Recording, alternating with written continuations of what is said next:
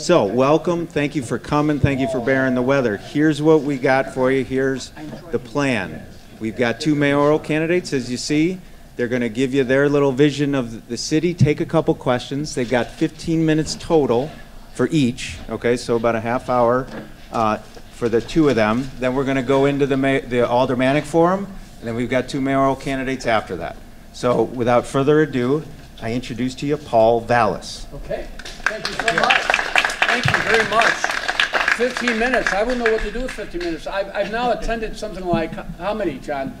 2 dozen forums? Maybe 40 at this point. Yeah, maybe 40. I've added up that in all the forums combined, because we usually have 90 minutes and 90 seconds to opening statement and 1 minute answers, I've now spoken for 2.5 hours. Right at the forum at Cranes, we spoke for 4 minutes and 45 seconds. All right, so let me take full advantage of my time. A little bit about my background. Born and raised, Greek-American immigrants, Southside Chicago, 3 public schools, the Roseland-Pullman area. My public service in my family, there are 6 veterans. There are 4 police officers. 1 has passed away, my dad's only sibling. There are 3 teachers. There are 1, soon to be 2 firefighters, and 1 airline pilot, and that's my niece, I'm happy to say. My entire career has been that of a public servant. 13 years National Guard, 12 years working for the state legislature for the great Phil Rock, and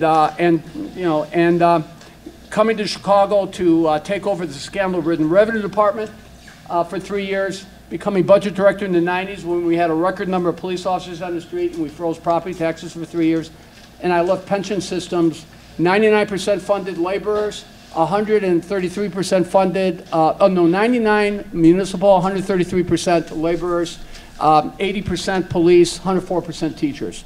I took over the schools in 1995 with a $1.4 billion structural deficit. I left the school 6 years later with $1 billion in cash balances. I never closed the school. I opened 78 new buildings and renovated over 350 buildings. And it was the only time in the last 4 decades that the population of the schools increased by 30,000. Today there are 70,000 fewer kids in the schools today than there are now. Some of you may remember that I decided to challenge the machine by running against Rod Blagojevich. None of the named candidates in this race supported me. The Dailies didn't support me. I lost by 1.5 percentage points. It helped that they had Roland Burris in the race. You can ask Roland where his funds came from.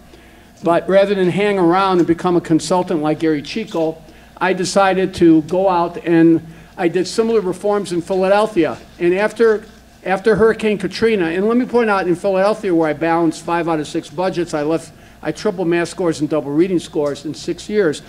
But after Katrina devastated New Orleans, I went to New Orleans and I rebuilt the school system. And then I did international work when the earthquake devastated Haiti, killed 250,000 people. I did major rebuilding there as well as Chile before returning to the United States to turn around the Bridgeport school system and then to work in the Justice Department on revamping education in the federal prison system. The bottom line for me is I've always done public service. I challenged Rahm Emanuel in April as the first named candidate to enter the race because while I felt he had inherited a mess from Daley, I felt he made things significantly worse. Now, what I've done throughout this campaign from the beginning is to articulate in great specificity what my strategy would be to balance the budget and to reinvest in communities and to find a way to cap property taxes and fees. And I've laid it out. In fact, if you go to my website, if you go online, or if you look at my presentation before the City Club, I articulate with great specificity the things that I would do. I'm running because the city is in deep financial crisis and it's adversely impacting everything we do. I'm running because there's really only a development investment in about 20% of the city. The other 80% have been long neglected.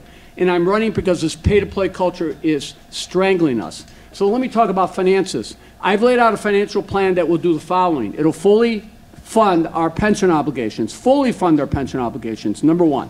Number two, it will structurally balance our budget. And in structurally balancing our budget, it will take the $20 billion that the city gets in revenue every year. It's not just the school, it's not just the city, it's the schools, it's the airports, it's the park district, it's the CHA. And what I have done with that budget, and I've articulated it in great detail, is what I'm going to do to restore the police department so that we have beat integrity and we have the supervisory infrastructure of sergeants and training officers so that we've got the type of command and control that you effectively need.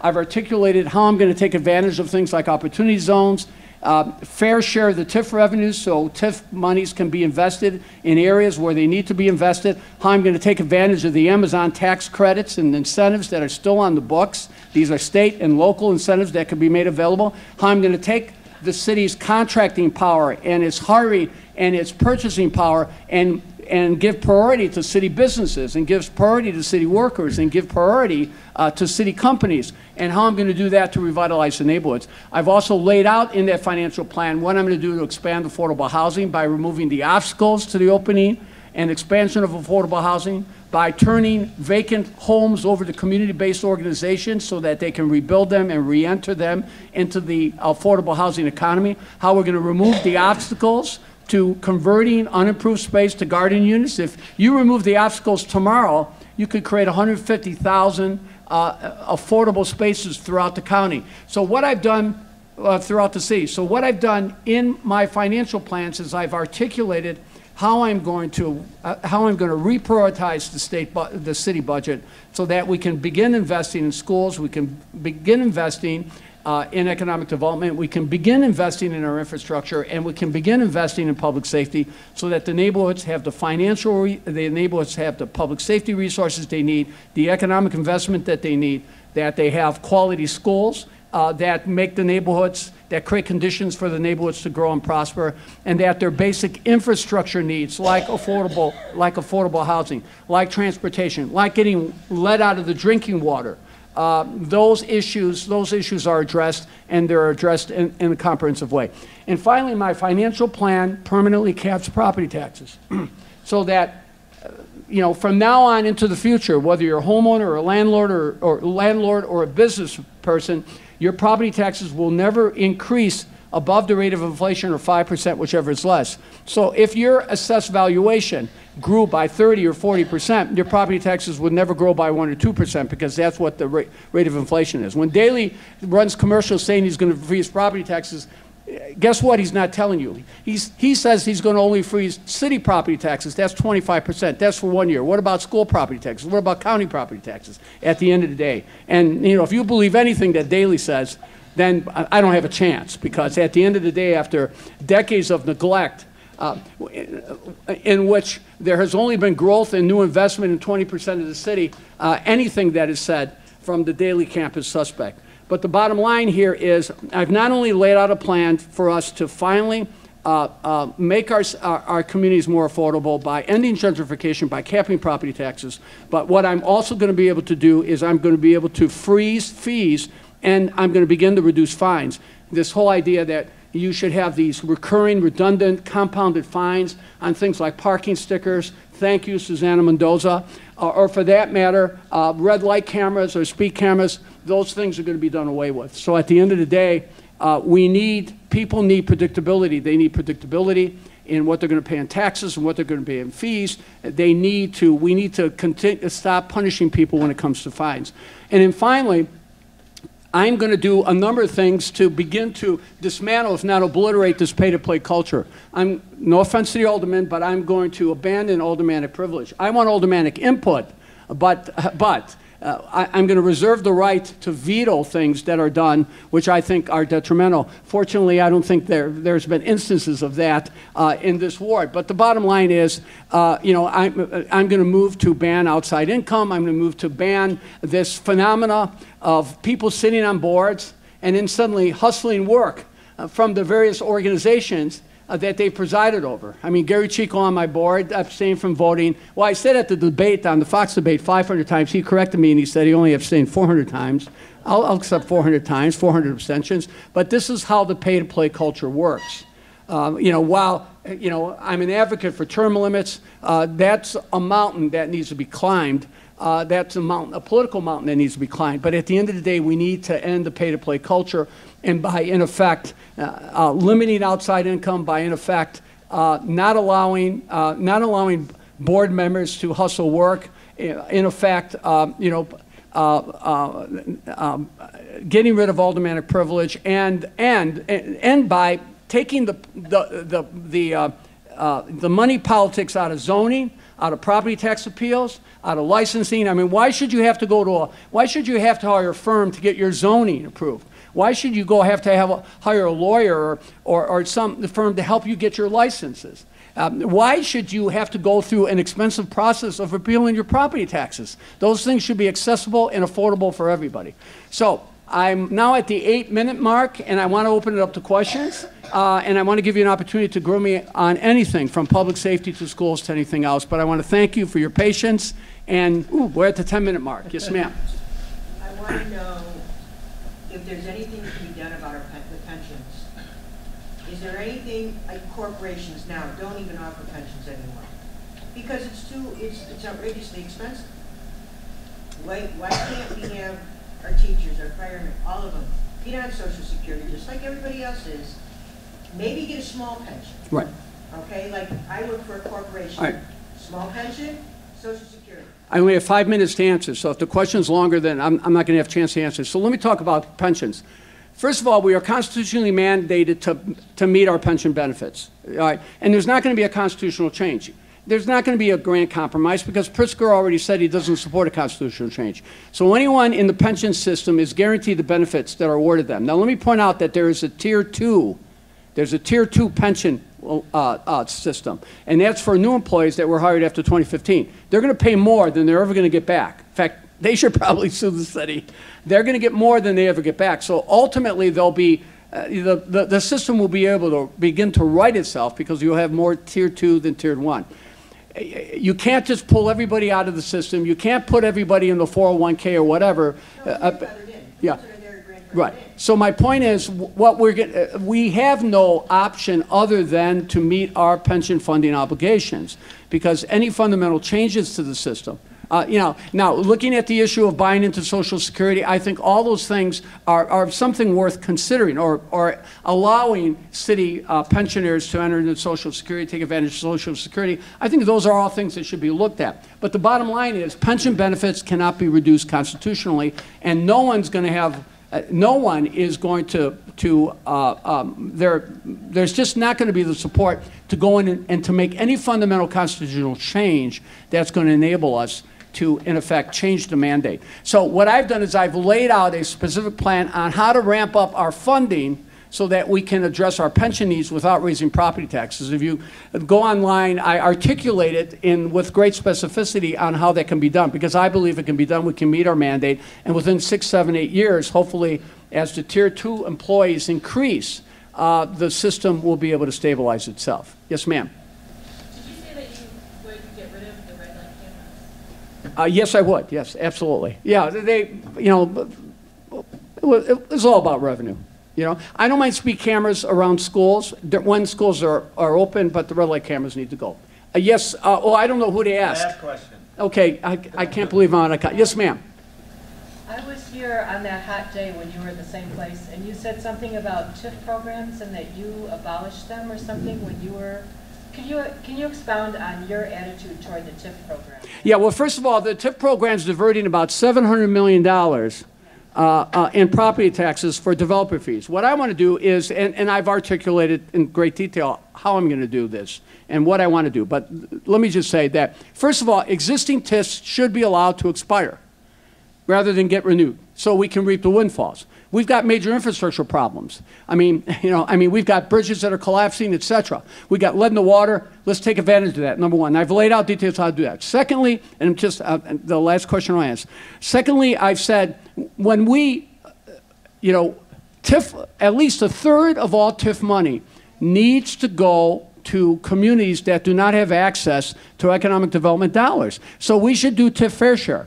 If we did that, if we did TIF fair share with maybe $1 billion in our TIFs, or a third of our TIFs over the next 5 to 7 years, then the 80% of the city that has reaped no benefits from TIFs could have $1 billion in money in equity, which could raise $5 billion in capital.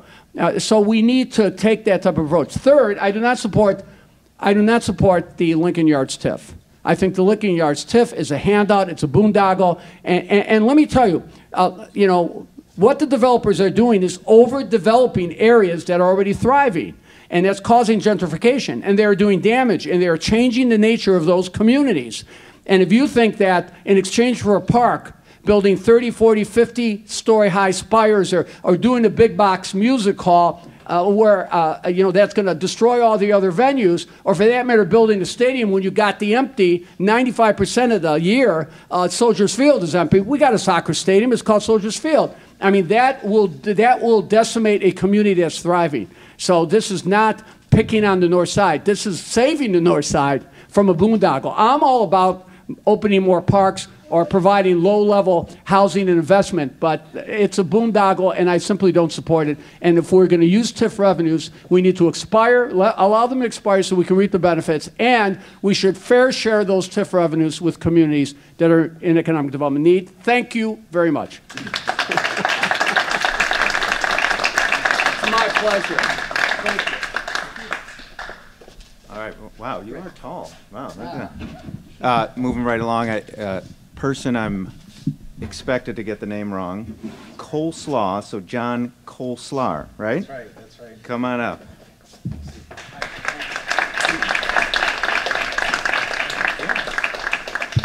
All right, hi everybody. So last time we were here, I think it was in July, and that was the, sorry, this is a little bit tough.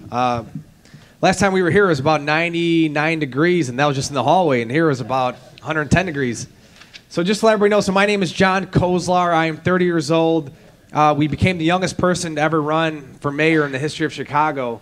And the biggest reason why I am running is because we tend to elect the same people over and over in Chicago, and nothing ever changes. We were talking about the same problems in the year 2019 that we were talking about in the 1980s, and we've been to many forums, and usually the topics are crime, education, and city finances.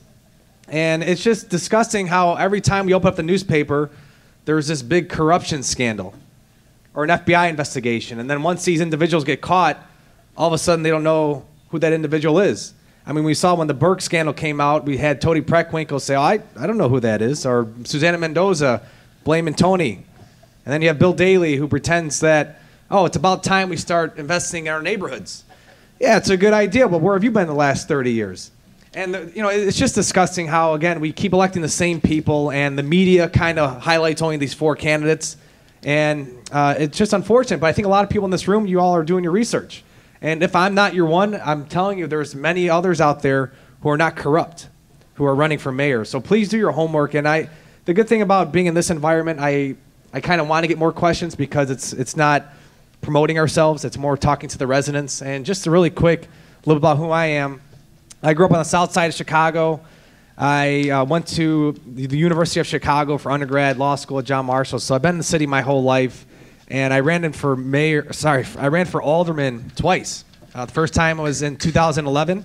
I was 21 years old, a college senior, and we took on James Balser, who was the incumbent at that time in 11th Ward.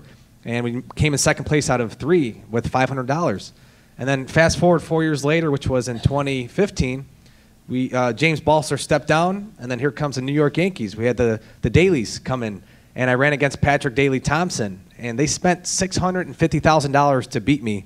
But you know what we did? We made it to a runoff for the first time in over 70 years in the heart and soul of Chicago when it comes to this corrupt system, and that's the 11th Ward.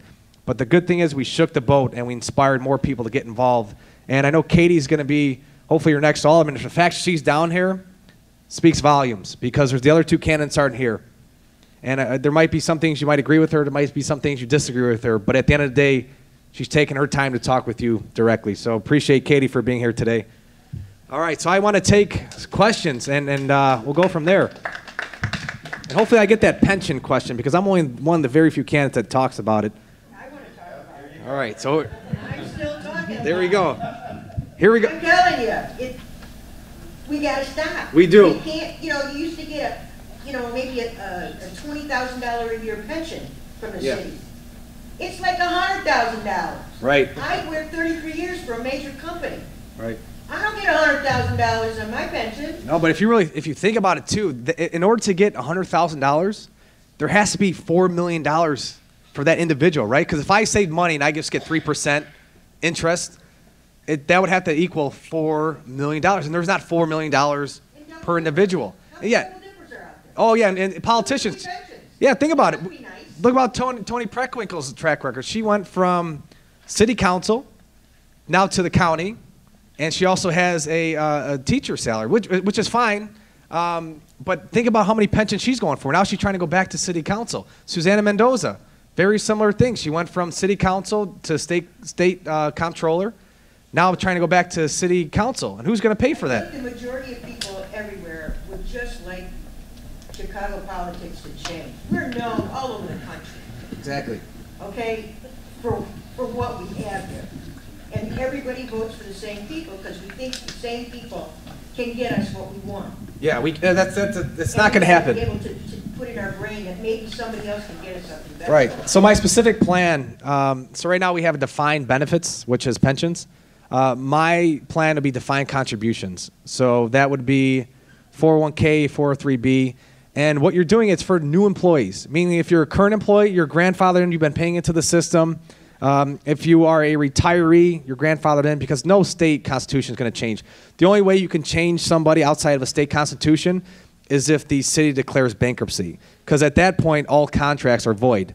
And I don't want to go through that because then you're going to have a lot of litigation. We have to cancel it.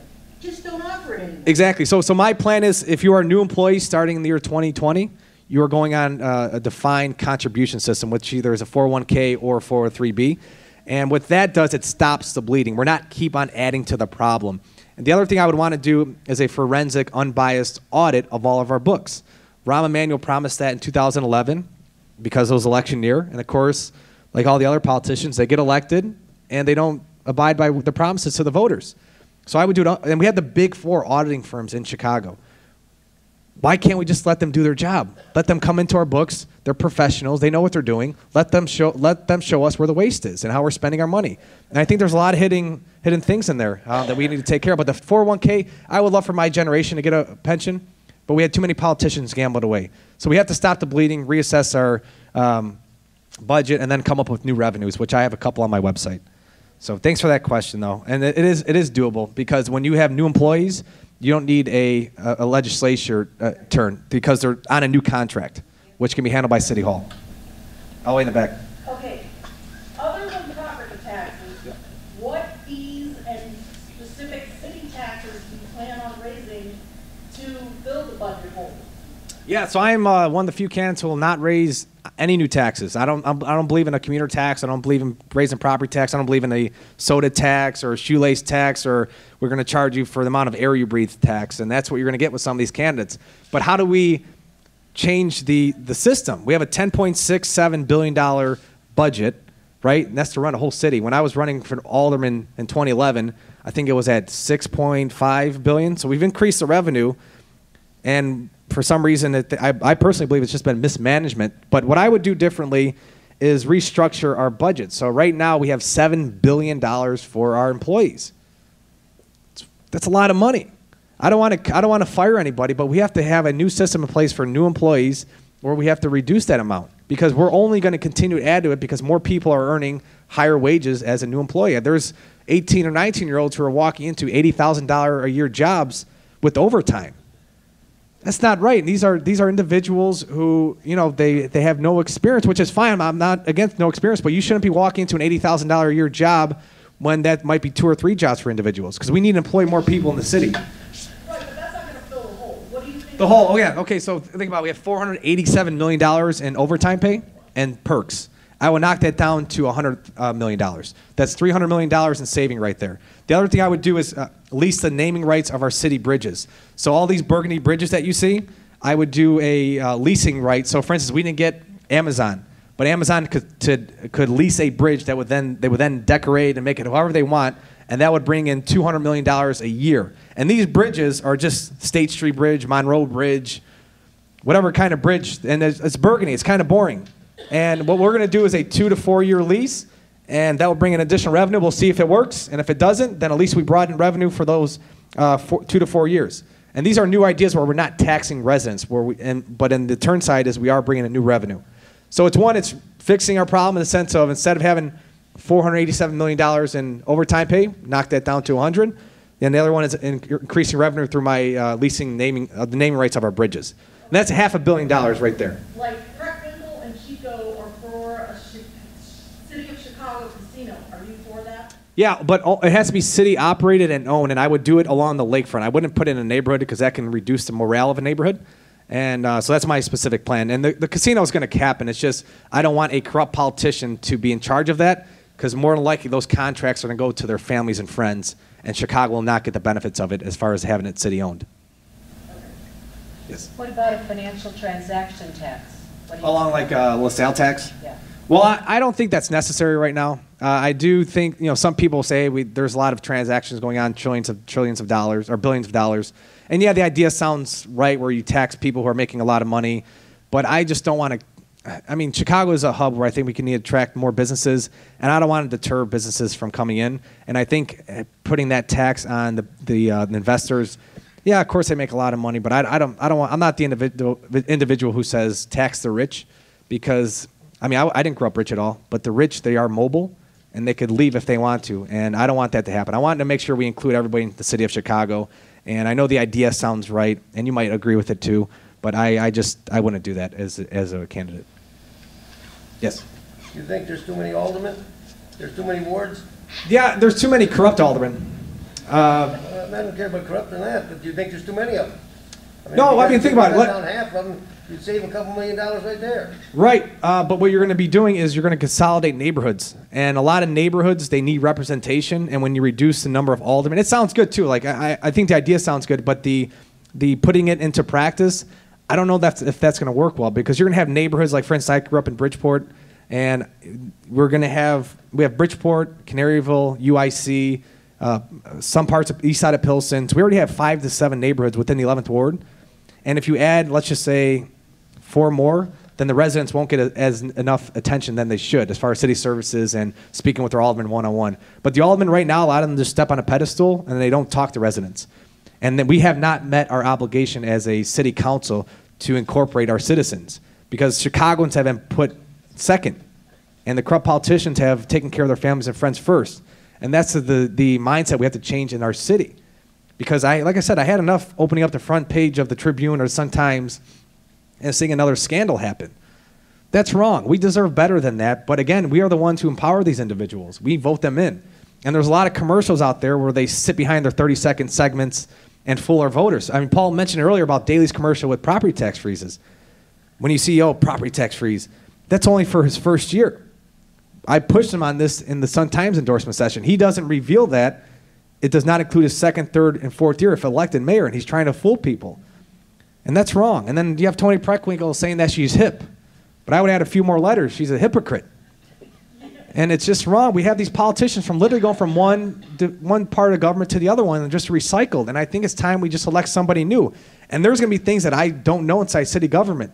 But you know what? I'm going to surround myself with a lot of good people who simply want to put Chicago first. And I know some of the worries out there is like, you're too young. I said, no, I'm just right. I'm 30 years old. I had really good education. I volunteer a lot of my time on the south side of Chicago and taking kids off the streets. I ran a nonprofit organization for Little League Baseball and Little League Softball. And so I have this grassroots organization. I have the ability to speak, and I have the ability to work with people because we can't do this as individuals. Politicians, they tend to get elected and put their egos out there, and we don't know everything. We have to check our egos at the door and be willing to work with residents who have been doing all the work. And that's how you make changes in the city. One last question. Yeah. I just wanted to throw out an alternative read on the financial situation and where the costs are coming from.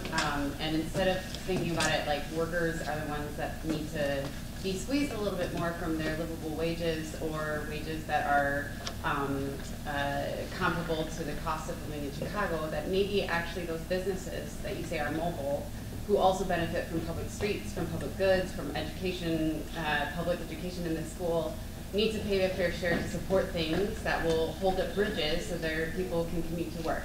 Yeah. Or to support schools in their neighborhoods where their kids, whether or not they go, they benefit from the quality of life surrounding them. Right. So I think maybe, I wonder what your perspective is on a progressive tax instead of just looking at workers as the problem, thinking about where the majority of wealth is actually concentrated and Right. how you can use that to support all people in Chicago. Right, so it's a balance. So it's not all on the workers, right? So if you took it like that, it's not what I feel. I just think that, so there was a study in the Tribune where over 40% of the city workers make over $100,000. So it's not necessarily livable. It's For a family of No, individual city workers.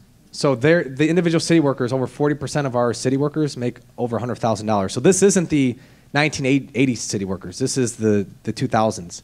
And that's a lot of money. And there's a lot of people who are different professions. And it's not their fault either, right? So this is just what we've been giving. So there are people coming out of college making $50 an hour. And I see that as a problem because that could be 2 jobs. That could be 2 individuals making $25 an hour, which is much more than what they're talking about having a $15 minimum wage. What I would do differently, and that's not all city employees, teachers I think need to be making more as far as a starting salary because then we recruit more people into the profession. But it's just some of these city departments, their unions are really good negotiators. And Chicago has been saying yes all the time because they want to get the votes. I will be somebody who will be taking a kind of a strong stance, and I'm not going to cut anybody's benefits. It's more or less restructuring our future employees because we can't keep giving out these really big jobs. And I think they're great jobs, but our mindset has to be different in the sense of we can't tell students that they... Here, I want to talk about this education really quick. There is a K through 12 mentality in Chicago and all across the United States. I would take that away and make it a K through 10. And the reason why that is we keep telling children that college equals success. And that's not true. There's kids who just don't want to pursue education. So what I would do differently is when they go to junior year, the students will pick, hey, do I want to pursue college? And at that case, they would do 100% education, so 100% academics for junior and senior year. The other students who will say, you know what, we like education, but it's not our thing. And so what I would do with those individuals, they will have 50% academics and 50% trades training. So now we are preparing them for career orientation. And then they will be then in a better suit for a job, whether it's carpenters, plumbers, electricians, whatever, the trades. We're not doing that. We're telling everybody, hey, everybody go through K through 12 and hopefully you'll choose college. But I'm somebody who realizes that college is not for everybody. And there's a lot of students who may not feel it is for them. So I would restructure the education system like that and also, again, pay teachers a higher salary. So again, I'm not saying that all employees are going to be hit by reducing their hourly wages. For new employees, and again, $7 billion out of a $10 billion budget, there's issues there, especially when we have a lot of deficits coming along. In the year 2023, 1/5 of our budget is going to pensions. That's a problem. And I don't want Chicago to go down this bankruptcy path. So, all right, thank you guys.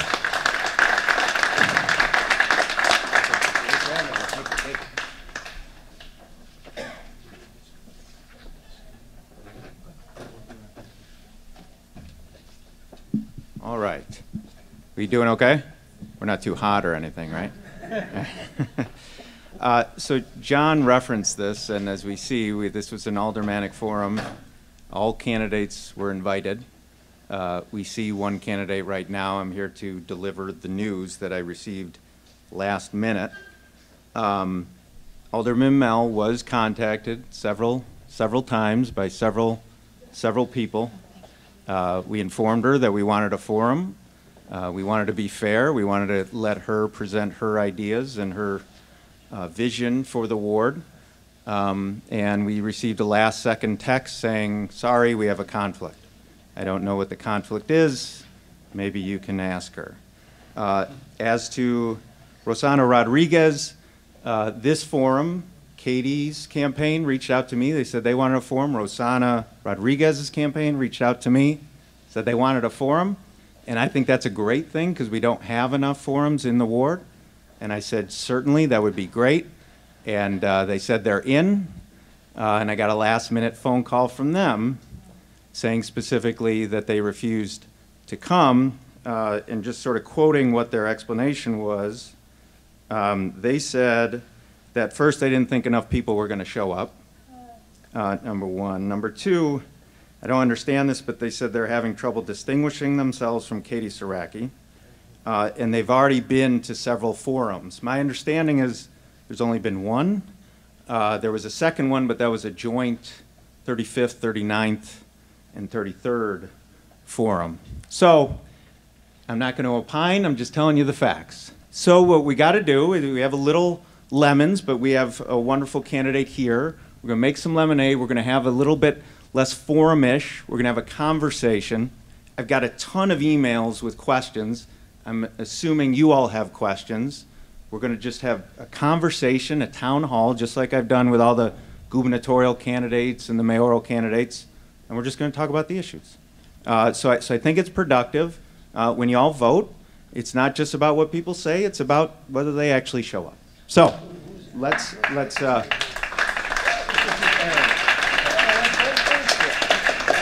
Yeah, that's Goldstein. That's me. How long you been committeeman? We're approaching, wow, it's 19, it's about 3 years. Yeah, Look at me. I saw you. But it's not, yeah, how do I look? Do I look okay? But it's not about me. It's about this very important race. So let's jump into it, okay? You ready, Katie? Yeah, do you want to give like a... Well, let me, I'm going to sort of lead into a question that I think you're sort of probably going to understand what we want to talk about. I just talked about, like, people who aren't here. So you have as much time, a couple minutes probably. You don't want to spend too much time. We'll get into questions. But introduce yourself, and if you don't mind, just throwing a couple seconds about the fact that some of your opponents aren't here. Well, it feels a little lonely, but thank you all for coming tonight. Braving the snow and the cold, we have winter elections here in Chicago, and I appreciate that all of you are here and showed up, and I can assure you, if I'm elected as your alderman, I will continue to show up. So again, I'm Katie Sieracki. I'm obviously running for alderman of the 33rd Ward. A little bit about me. I first moved to Albany Park 15 years ago, just a few blocks from where my grandparents met at North Park College, now of course North Park University, and also just a couple of blocks from where my 2 children now attend a CPS school in the ward. I am the daughter and granddaughter of teachers, but I did not follow the family tradition, although I nearly did.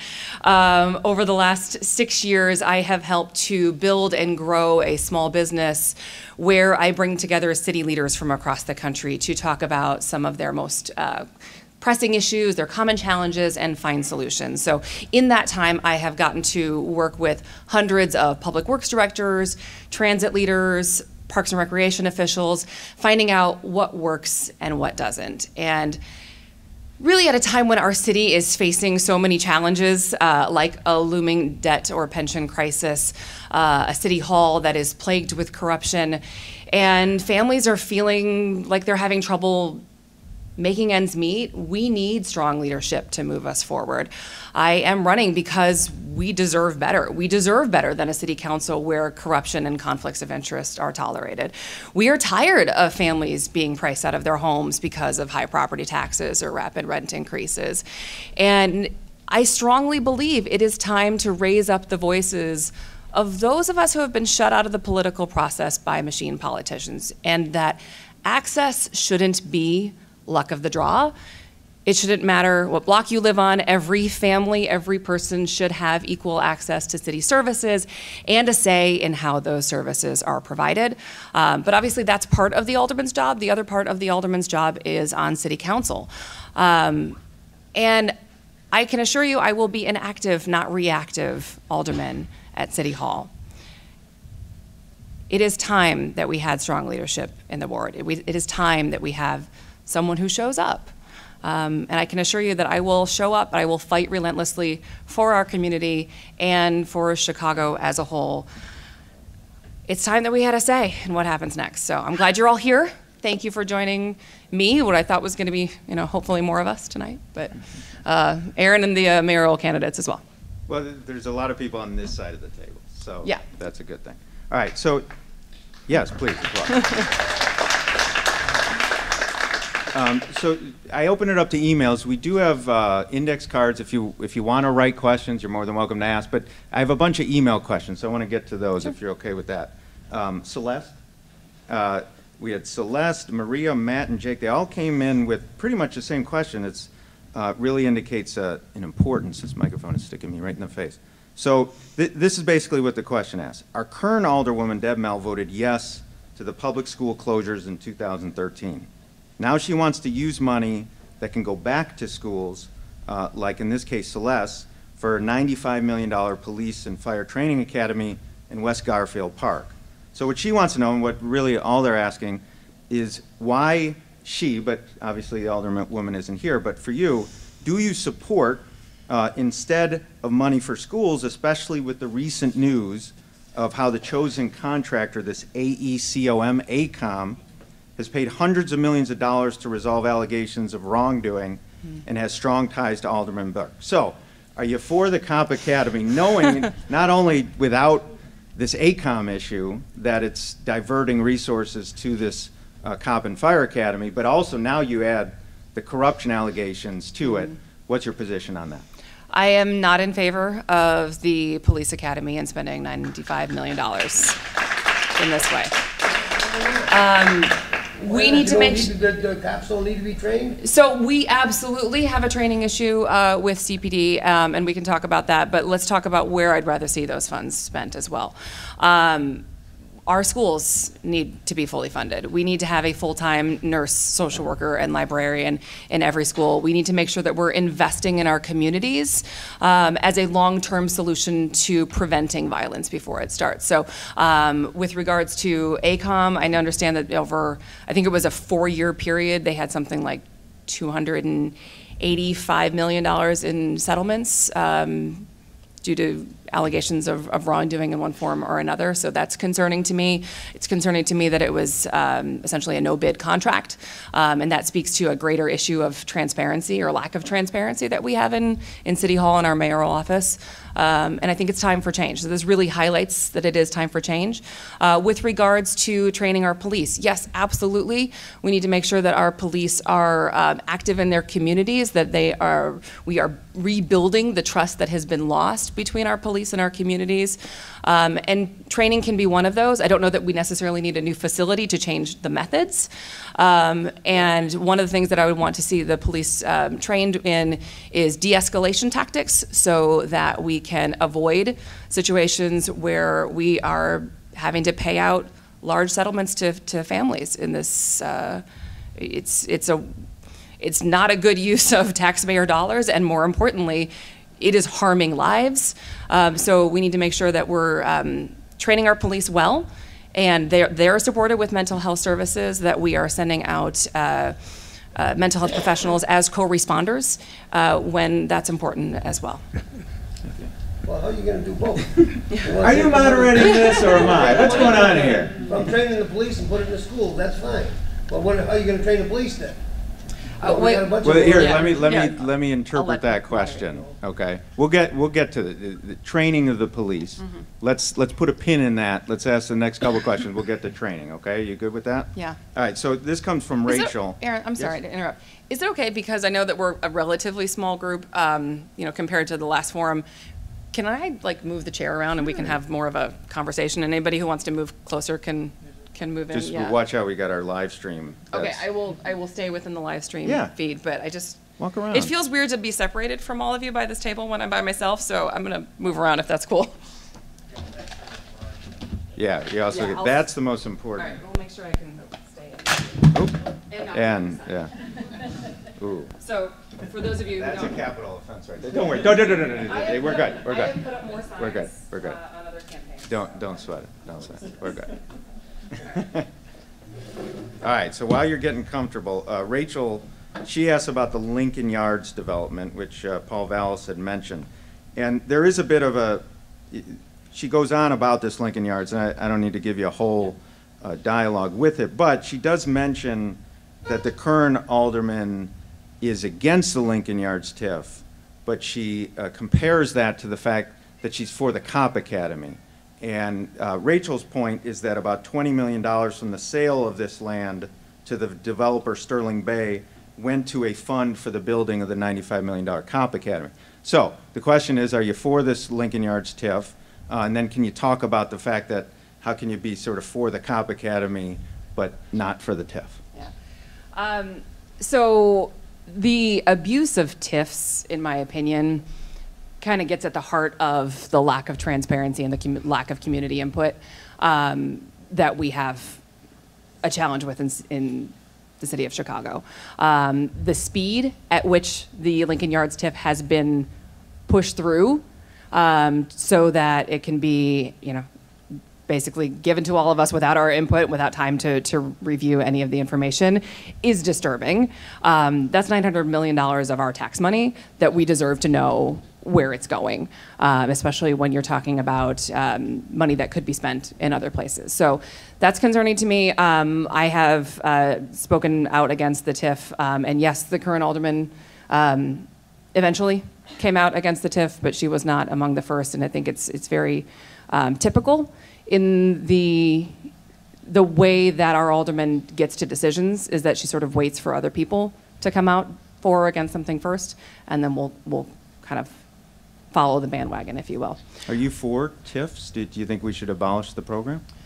So TIFs are a tool, and I don't think we should necessarily demonize a tool, because if I think about any other tool, so a crowbar, for example, could be used as a weapon, sure, but it could also be used when you're renovating your home. So I don't think we should necessarily demonize the tool. The problem I have is the abuse of them, the lack of transparency, the fact that they're used for pet projects, the fact that community input's not involved. So we need to make sure that we are expiring them. We are sweeping the TIF surpluses. And until we can get comprehensive reform on TIFs, I believe we need a moratorium on all new TIFs.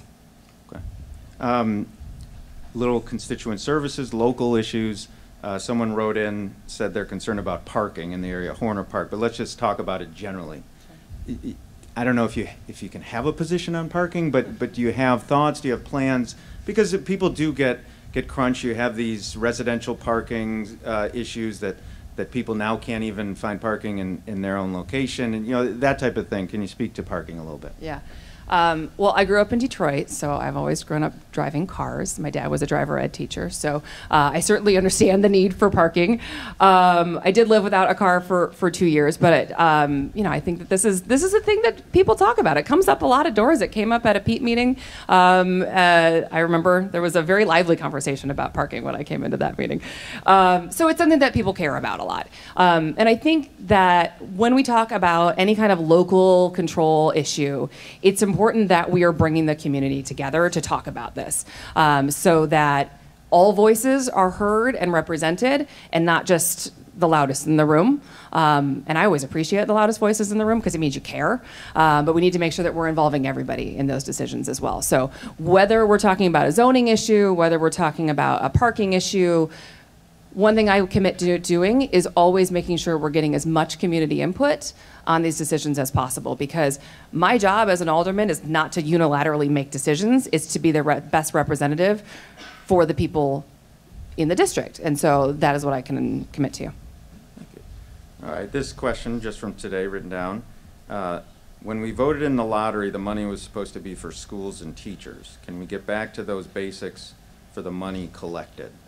I know that's more somewhat of a state issue as far as collecting, but can you talk about funding education? I guess that's an issue. And I hear it a lot. We're for fully funded schools. I'm going to assume you're going to say that, because that is a good term, but what in the world does that mean? Yeah. And how do we get back to actually making that a priority? Sure. So I said before, I'm the daughter and granddaughter of public school teachers. I'm the mom of 2 CPS kids.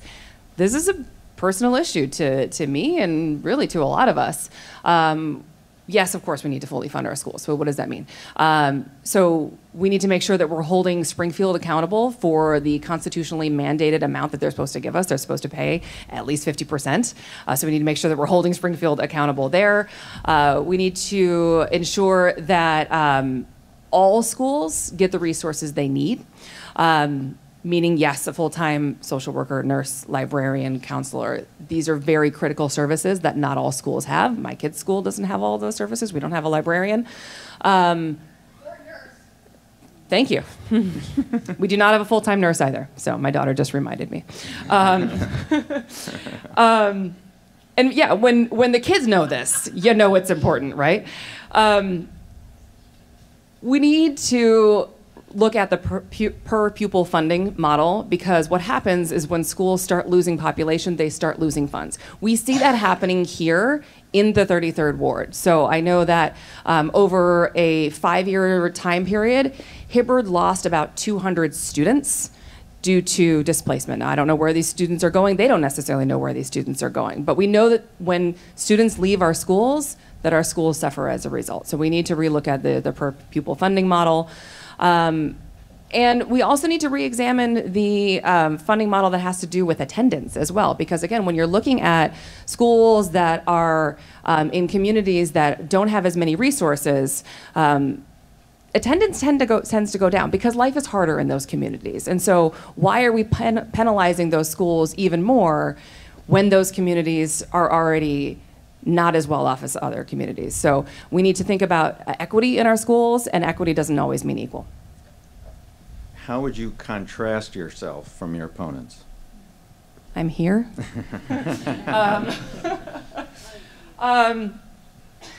So I don't want to personally attack anybody. That's not my style. But it is my job to point out contrasts. So I'll start with Rosanna Rodriguez Sanchez, who honestly we agree on a lot of issues. There are a couple of specific ones where we differ a little bit. I was talking about this a little bit earlier. She's very much for rent control. That's something that I need to have some more information on. I think the data is a little inconclusive on that. But I do believe that Springfield should lift the ban on rent control because we should have all the tools at our disposal. We have an affordable housing crisis. We should have all the tools at our disposal. And Springfield should not be telling Chicago what we can and cannot do to tackle this. So I am for lifting the ban. We'll have to see if rent control is the thing that gets us there. I think there's plenty of other things that we can do even before Springfield takes action on this, if they do at all. So not getting too far down into the weeds of another topic here. Your other opponent. Yes, so the other opponent, obviously, this is the person I'm running against. So Deb Mell, yes, okay, we all know that she got the seat from her father when he retired in the middle of his term so that the mayor could appoint her. I'm not over not having a voice in my democracy about this, but that's not why I'm running. Because we've had 5.5 years to see Deb Mell's record in City Hall, and there's not a lot to show for it. So when I look at what we could have, what an active alderman in City Hall could look like, I look at neighboring wards. So I look at Scott Wagasback in the 32nd. I look at Amaya Pawar in the 47th ward. Amaya, who in his 8 years in office passed 10 major pieces of legislation. He was the lead sponsor and got them passed, things that are helping working families now. When I look at our incumbent's record, we're looking at awnings and parking situations. And while all of that is important to all of our everyday lives, there are major issues that we need to tackle in the city of Chicago. And I don't see that the 33rd Ward has a leader that's ready for that. And so that's why I'm running. But, you lead into an issue because, tell me if you agree with this. I think there's a myth as to what an alderman does. The myth, I think, is that an alderman is there to fix the potholes, pick up the garbage, that type of constituent services. As I understand it, it's controlled by downtown. So really the alderman once had that power, and that gave them even more strength because then they could get workers in. But that power's really gone away. Where an alderman is very important is legislatively. They are actually legislators who are passing policy. So do you agree generally with that statement? Do you have any different views? Opine on that. So, I think that there is a strong constituent service aspect to the alderman's job. So I'm going to differ from you a little bit on that one because this is something that I hear a lot. People have told me just in the last couple of weeks that I couldn't get my road fixed, but it's election season, so somehow it just got done. It was amazing. I hear a lot that things are fine, I get my constituent services, my street lights turn on, my potholes are filled, everything's fine, from about half of the ward. The other half of the ward tells me a different story. And I don't necessarily want to recite their own stories because they're their stories, but it is a different story depending on who I talk to. And that is very concerning to me. So when I feel like everyone in part of the ward gets everything that they need, and other people feel completely ignored or have had, stories that I don't believe are good constituent services, aren't good customer service for our constituents, that bothers me. And so that is certainly part of the alderman's job. And I commit to making sure that everyone feels like their voice is heard in my office. So when you call my office, this is, I've managed projects essentially for 6 years. I host summits where I bring people together. It's many moving parts, lots of communication going back, to my attendees and back and forth. People who come to my summits tell me that my staff is the most responsive staff that they've ever worked with when they come to an event like I host. And so that is the sort of service ethos that I would bring to constituent services in the ward. But to your question, Aaron, sorry. The other half of the job is a legislator. So we have a legislative body. As much as it doesn't always act like one, it much of the time acts like a rubber stamp for whatever the mayor wants. We have the opportunity, and a really, I think, unique opportunity in 2019, because we are getting a new mayor, to make city council work like the legislative body that it's meant to be by charter. And that's what I don't believe that we have right now in our ward, and that's what I want to bring. So back to bigger policy issues, climate change. And a lot of times it's talked about as if we can do so little about it, but I think there is a lot. And the question is, it's an urgent issue that's must be addressed in 10 to 12 years to avoid irreparable damage to the earth. What do you see as your role as alderman in reversing the damage, or the city of Chicago in reversing the damage? Yeah. And this actually ties the last question and this one together, because I have heard Alderman Mell say that there's not a lot you can do on this issue. She talks about planting trees in the ward, and I love Horner Park as much as everybody else. And that's all important. But as a legislator in a legislative body in the third largest city in the country, there's a lot we can do. And there's very little that's happening on a national level that's going to help us right now. So I think it's up to the cities to make sure that we are doing everything that we can do to combat climate change. And it is very much an urgent issue. In 2018, that was the 4th hottest year we had on record. So yes, it's cold in here. It was cold outside.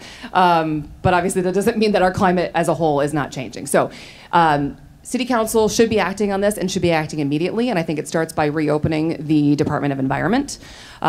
We can really commit to our goal of making all city buildings run on clean, renewable energy by is it 2025 or 2030? I've forgotten the year off the top of my head. But also making sure that they are carbon neutral. We can continue to invest in green technology, and I believe that this is an opportunity for us to actually grow our tax base, which is something that we very much need to do to tackle some of the other challenges that we have in terms of our pension crisis.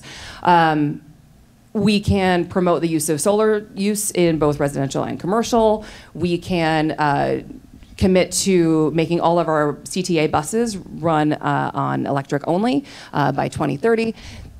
There are a multitude of things that we need to do, and we need to do them now. We don't have time to wait. All right, so we have a police question that we'll have two parts of it because there are sort of two sides to this.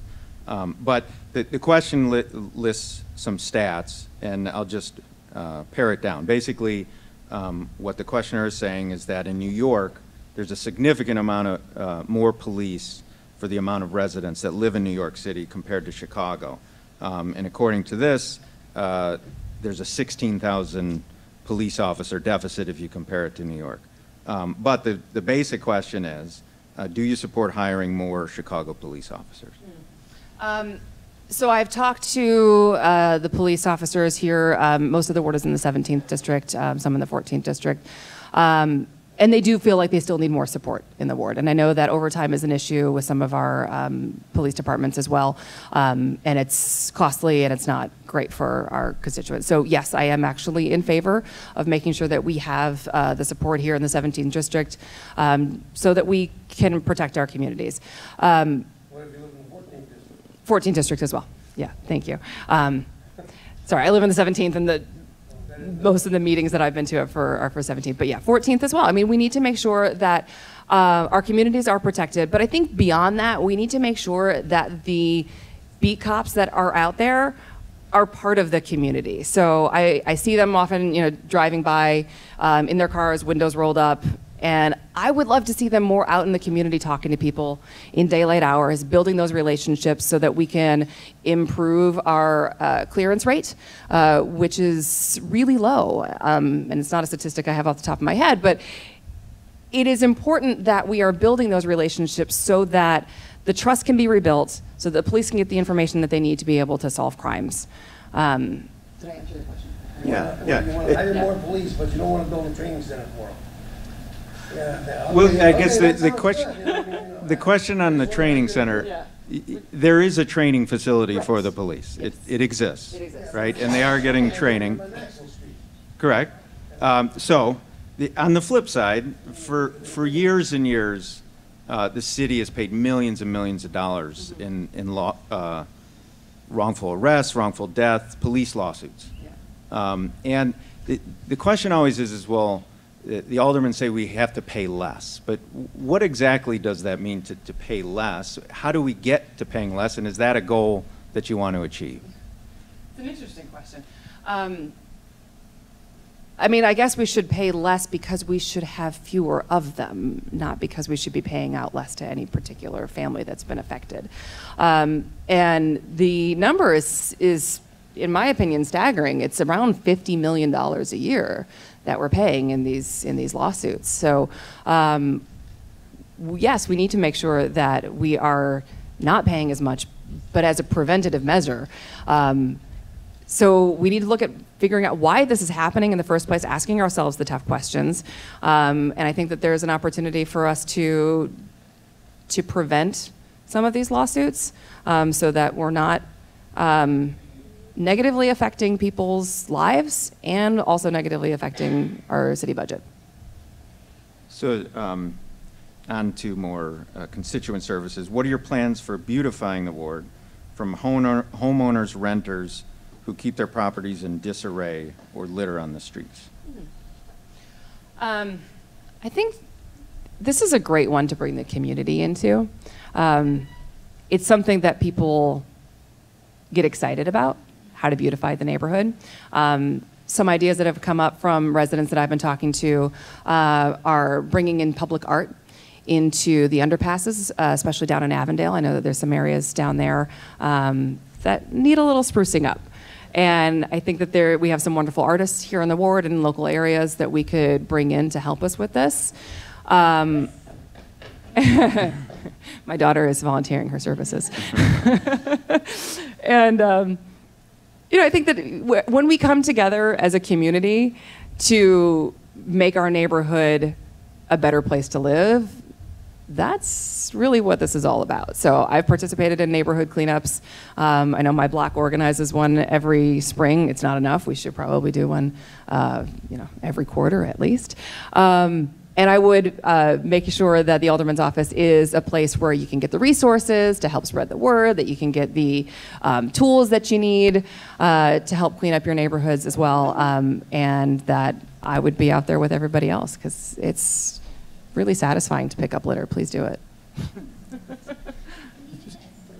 Well, wait, let me, you know what, do you want to ask the pension question? Do we have a pension question, or no? It does something different? Okay.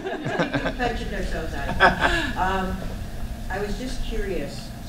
We always vote the same people in because we know we're going to get what we've got. Okay? Now, if you enter into this council as a new alderwoman, how are you going to function among the seniorities? Right. Are you going to be able to do that? So if you all heard the question, it was, we sometimes vote the same people in because it's, what you've known, and so you know what you're going to get.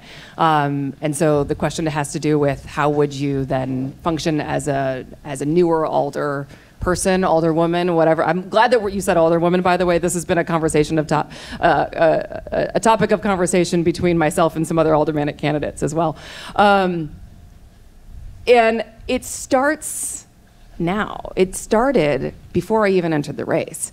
So one of the things I did before I even considered running was I sat down with existing aldermen. I sat down with chiefs of staff who have worked for other aldermen to really understand the ins and outs of the job. What does it look like on a day-to-day basis? Because I go to the community meetings too, you know, I have that visibility, but what does it look like in the office every day?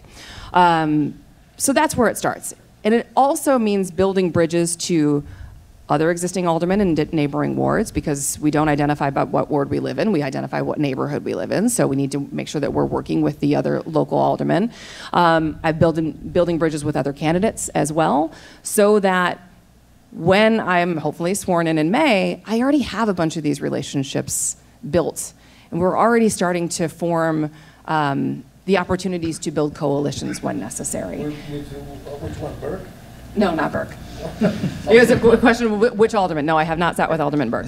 And I think the other thing that makes me uniquely qualified for this particular role is I am the only aldermanic candidate that I'm aware of, even in other wards, that has had experience working with public works directors from all across the country. So we're talking Pittsburgh and Arizona and Hawaii and Texas and fire chiefs from all over the country, Parks and Recreation leaders from all over the country, transit leaders from all over the country. So what's really exciting to me about this is that we don't necessarily have to reinvent the wheel in Chicago. We can look and see what other cities are doing, what's working, what's not. Take the good ideas, learn from the ones that haven't worked as well.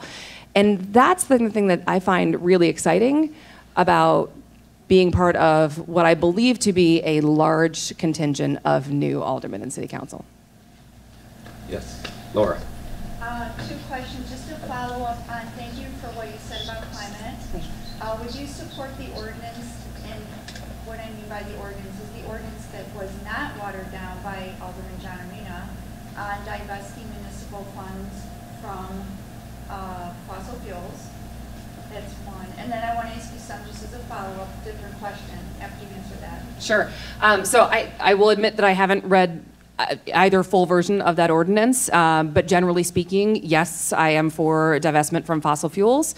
And I know that 350 Chicago is an organization that has been advocating for that work, and we even have a co-founder of it in the ward, as someone I happened to meet at a door one day.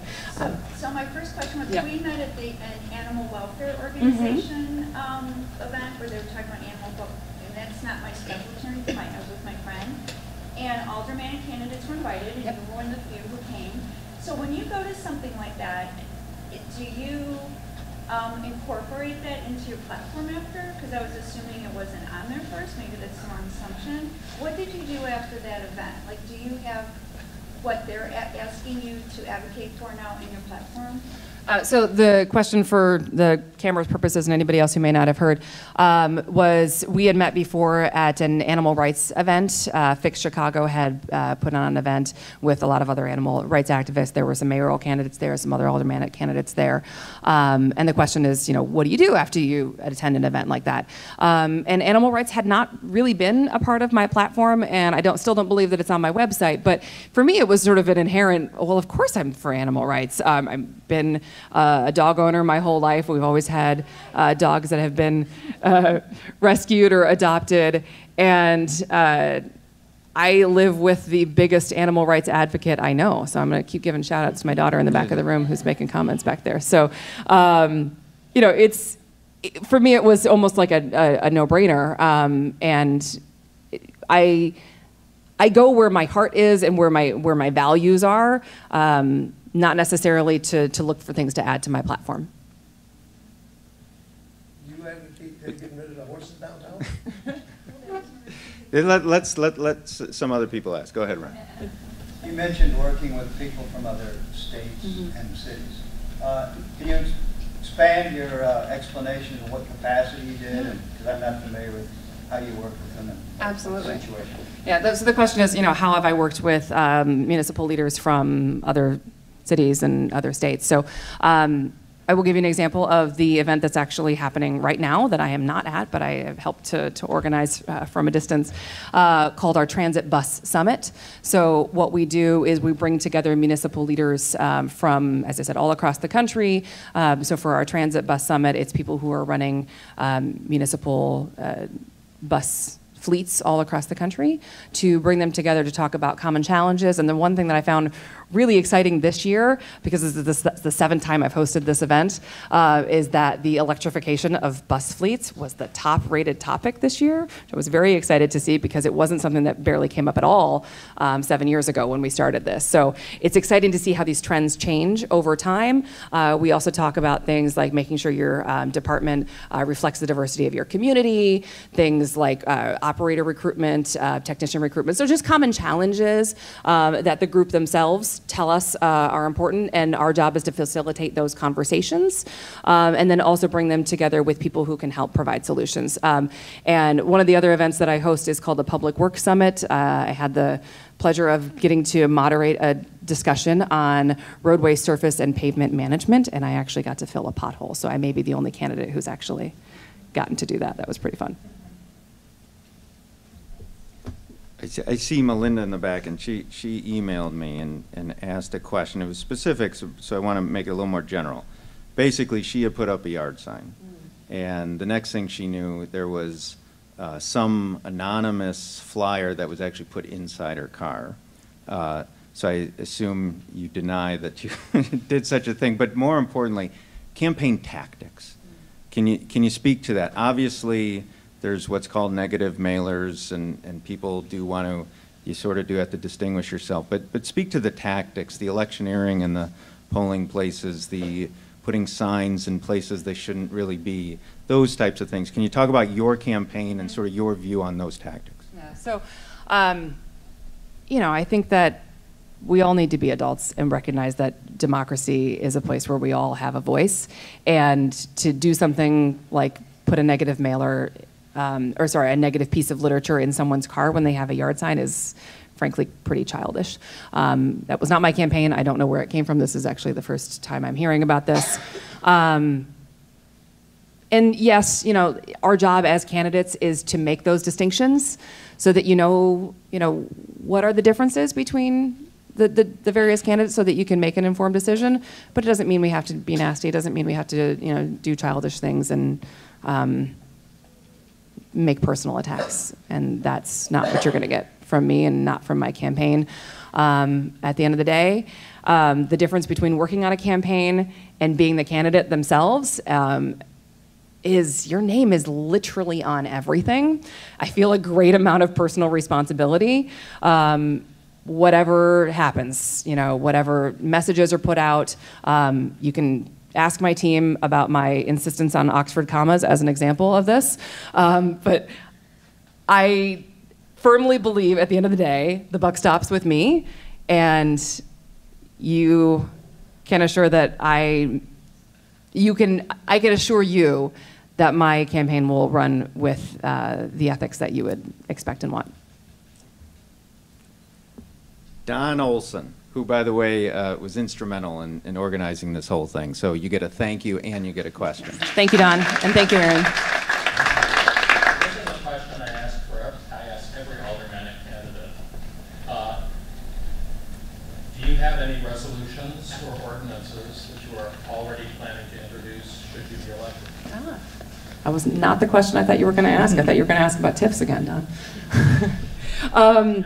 Yeah, right. Well, you could answer both questions. Right. Well, I'm gonna answer the question that was asked. So the question had to do with: do you have any ordinances that you are ready to introduce sort of right away? And one of the issues that we need to tackle immediately here in the 33rd Ward, but on a larger scale on the north side, especially of the city, is affordable housing. So one thing that I would like to do right away to make sure that we are preserving existing affordable housing in the ward is a 2 to 4 flat preservation plan. The 2 flat is a iconic Chicago architectural type and has a really fun history as being a place where especially second generation immigrant families have been able to invest in their own neighborhoods and then rent out the other unit as a place for either a family member or a place to help subsidize their income. And what we're seeing in the 33rd Ward, but really, you know, in a lot of the city, is the deconversion of those 2 to 4 flats. So between 2010 and 2016, I believe, we lost 20,000 of these units. So these are good family homes that we're losing. So we need to make sure that we're preserving them in as much of a way as we can. So one thing that I would like to introduce right away is this 2 to 4 flat preservation plan, where we're actually incentivizing people to be able to invest in their own communities, purchase one of these 2 to 4 flats, people of moderate means, through either loan assistance programs or property tax assistance, as long as they keep the other units or units as affordable units for a minimum of 15 years. So owner-occupied housing, affordable units for the other units as well, as a way of sort of stemming the tide of the deconversions. Anyone else? I got a lot of questions. I can go on, so I want to open the floor. To housing, my important issue for me, so I'll take a little prerogative here. Would you support amending the human rights ordinance, which says that housing is a fundamental right? I believe housing is a human right, yes. Thank you. What does that mean? What does that mean? What does that mean? Housing You asking me, you're asking her. Come on. What does it mean? What does that mean? Where are we at here? Come on, what's going on? I don't understand what you're saying. It's a human right. Everybody's got to have a house. Well, Is that what you're saying? do you want me to? I'm not the one running for office here. So, yeah, I'll address it. So, housing is a human right in the same way that Everybody should have a house. water and air, and you can't have a meaningful life if you don't know where you're going to sleep that night. So, what I mean by that is that should be sort of a premise to then we can make policy that aligns with our values. So, we need to make sure that we are providing enough affordable housing for people so that we are mitigating the homelessness population in Chicago, because we have 80,000 people in the city of Chicago who are experiencing homelessness, and a quarter of them are CPS students. So this is something we need to address right away. And the challenge with homelessness is we don't always see it. So, need better tape, Aaron. Oh, okay. Can you fix that as all I got it. woman? Don't worry about it. It's fine. I think we know where we're at if you just look behind you. I support the Bring Chicago Home ordinance, for example, that would place a one-time transaction fee on real estate sales. So it's one time of homes that are over $1 million. And if we do that, then we'll be able to use those funds to mitigate our homelessness population and make sure that we are providing people with the services they need, because it's not acceptable to me that we have people living on the street. What does that mean, a one-time transaction fee? Yeah, it's the real estate transfer tax. And so right now there's a flat tax whenever you sell a property. I believe it's 3.75%. So this would make an additional fee on home sales over $1 million for just that one-time sale. Yeah. So, did I see any? A lot of stuff is done in the city council through a lot of procedural rules that no one knows anything about other than Ed Burke. A lot of ordinances die. A lot of conflicts are waived because of Ed Burke. Is there any procedural things that you would like to see change? Well, first I'll need to brush up on my Robert's Rules of Orders, because I haven't had to read those since maybe high school. So that will be thing number one. But the challenge that I see, and when I've been to city council meetings, by the time things hit the full city council, all the work's already been done. It's happening in the committees. So I would support not only live streaming City Hall and the full city council meetings, but also the committee meetings, so that we, as a people, really understand what is happening behind the scenes, and that we can feel like we're actually at least have some visibility into what is happening in these committee meetings, so that we can then hold our aldermen accountable. What do you think of omnibus ordinances? So basically like 100 laws are being passed all at once. Some aldermen don't even know what they're voting for. Would you try and stop that so that there could actually be some transparency when it comes to making ordinances? Yeah, I mean, I think that people should know what their aldermen are voting on. And one of the things that I will commit is that the alderman's office will be the first stop, so that you know what's happening in City Hall. I doubt many people are really going to want to come down to the office and read every ordinance from start to finish. I doubt many aldermen do that. In fact, I know that Dick Mell basically said at one point that What was the quote? Who actually reads these things that come across our desk? Something along those lines. Regarding the parking meter. Yeah, it was the parking meter deal. Thank you. So, yeah, I mean, this is another instance of where we, the people, have been shut out of the process. That we need to make sure that we're bringing more transparency to folks, and that we're voting on things, not in a way as to hide things. Don has another. Wait. Sorry, I apologize. Go ahead. Question is about elected school board. Yes, a fully funded or fully elected school board is supported, because right now CPS is a $5.5 billion government agency providing the most critical service, but with very little public oversight. So yes, elected school board. Oh yeah, go ahead. Charter schools is the other question. I support a continued moratorium on new charter schools.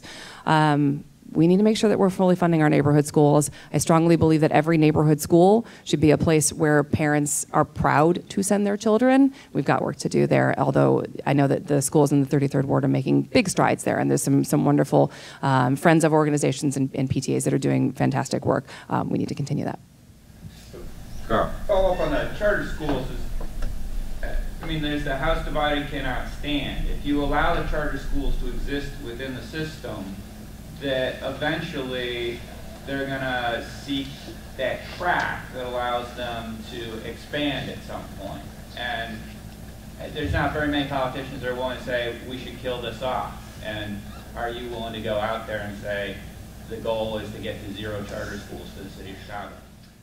The question has to do with the possible just elimination of charter schools, but I am not in support of eliminating the existing charter schools, because schools are a community, and just like I wouldn't be in favor of closing any of our Chicago public schools, when we close a school, we close a community, and that harms everybody. So I am in support of the charter schools unionizing to make sure that the teachers have fair wages, that they are protected in the same way that our CPS teachers are protected under the CTU. But no, I would not support closing the existing charter schools, because I don't believe in closing schools as community centers. We have a few more minutes, but I see some questions. Go ahead. Katie, I have a personal mania, and that's that we build a lot of buildings, and they are not at all, live up to having solar panels or be energy efficient. And they're built without any aldermanic input or input from the, they're built by the PBC or by someone else, or if it's a corporation that's building something.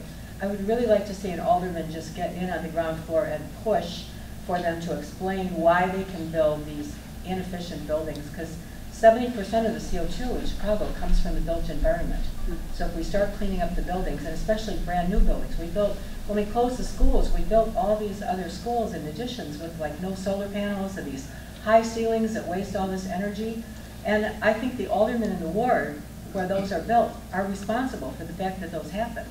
Those aldermen should be screaming their heads off that it's not being done properly. And I just wish that we'd have one alderman that would do that.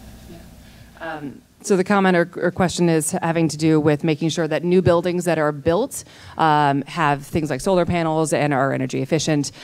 Yes, absolutely, this is something that I would support. And furthermore, I believe that when we're talking about new buildings, zoning changes, anything where we need to have a public meeting about it, that we bring the public in at an earlier stage. Because I feel like every time I go to a public meeting, everything's already been decided.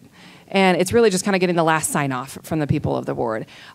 I believe that people need to be part of these decisions much, much earlier in the process, so that we're able to put our community input in before the decisions are made for us. Don? So you decided to run for alderman. So I'm making the assumption that you felt that Deb Mell was an inadequate alderman. So my question is, why is Deb Mell inadequate as an alderman? The question was, you decided to run because you weren't satisfied with the incumbent. Why? And I think I addressed this a little bit earlier, but I honestly never thought that I would run for office. This was not my plan. This was not my dream. I didn't major in political science. This wasn't part of my life plan. But 2016 happened, and I volunteered for a couple of other progressive candidates, Amaya Pawar when he was running for governor, and then later Daniel Biss when he was still in the race. And well, obviously those races didn't go the way that I had wanted them to go. I was inspired by people who genuinely cared, who were incredibly intelligent, who wanted to make a real difference in their communities. And then those races ended, and I wanted to make a difference in my community in the way that I don't believe that we've had a very active leader. So that's why I ran. Deb Mell's name in that answer? He wants me to call the incumbent by her name. I am running against Deb Mell so that we have an active leader in City Council.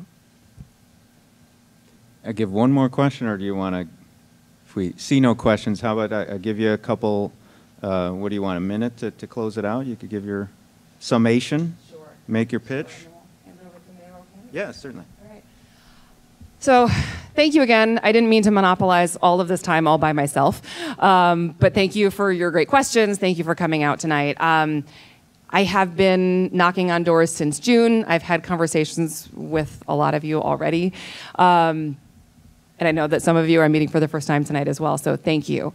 I have had thousands of conversations with people in the ward, and what I have learned is that some people feel like everything is fine, and other people feel completely ignored. And running for office is the longest, hardest job interview I've ever had, and I would not expect to get a job if I committed to being okay, if I committed to being fine. I'm not fine with fine. And furthermore, we don't have time. We don't have time because we are at a point where we need to tackle this looming debt crisis. We have a city council that's plagued with corruption and self-interest. We have a climate that is rapidly changing. We have families that are being priced out of their homes. We don't have time for things to just be fine. We need an active leader. We need someone who's going to represent all the voices in the ward, and that is why I'm here. So I hope on February 26th, you'll all go out there and vote, and that you choose someone who will best represent your values and best represent your neighbors' values as well, and will listen to all the voices in the ward. I am the candidate that can do that. I hope you choose someone who is independent, because you deserve someone who has your best interests first, someone who is accountable to all of you. And I am the independent candidate in this race. So I hope that on February 26th, or early voting, because it's already open at McFetrich,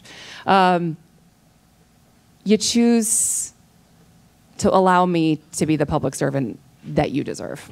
So, thank you.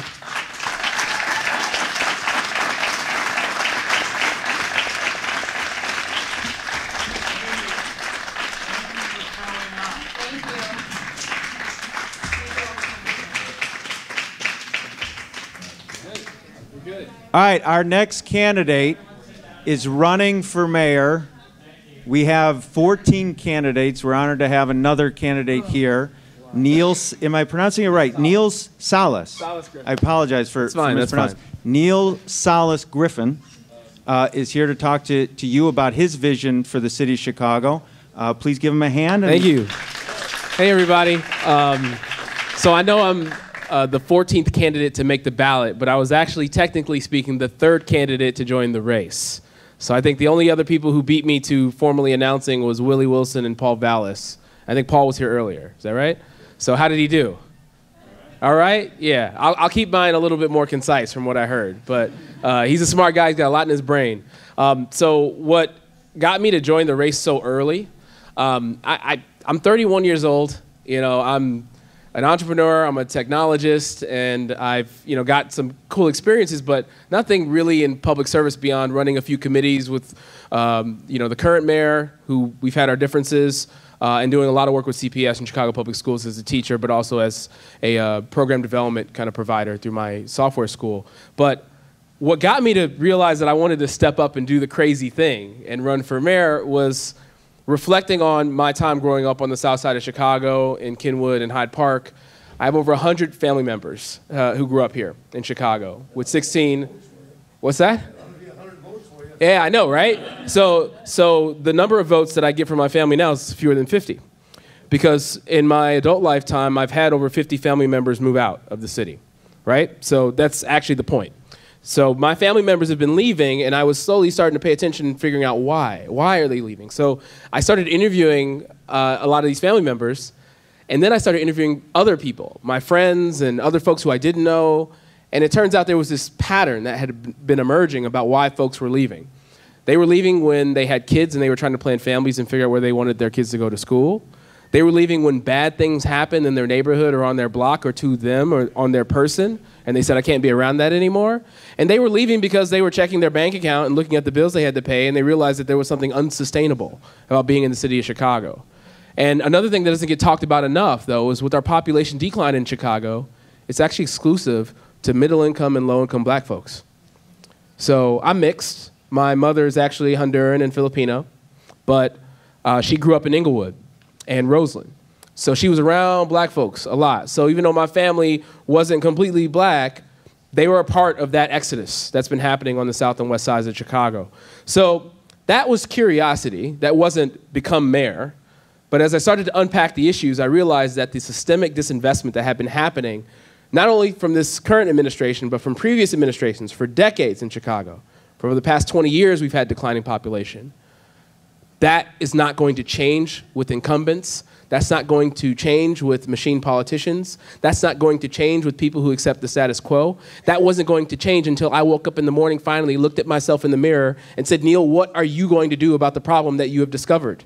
Can you do something about it?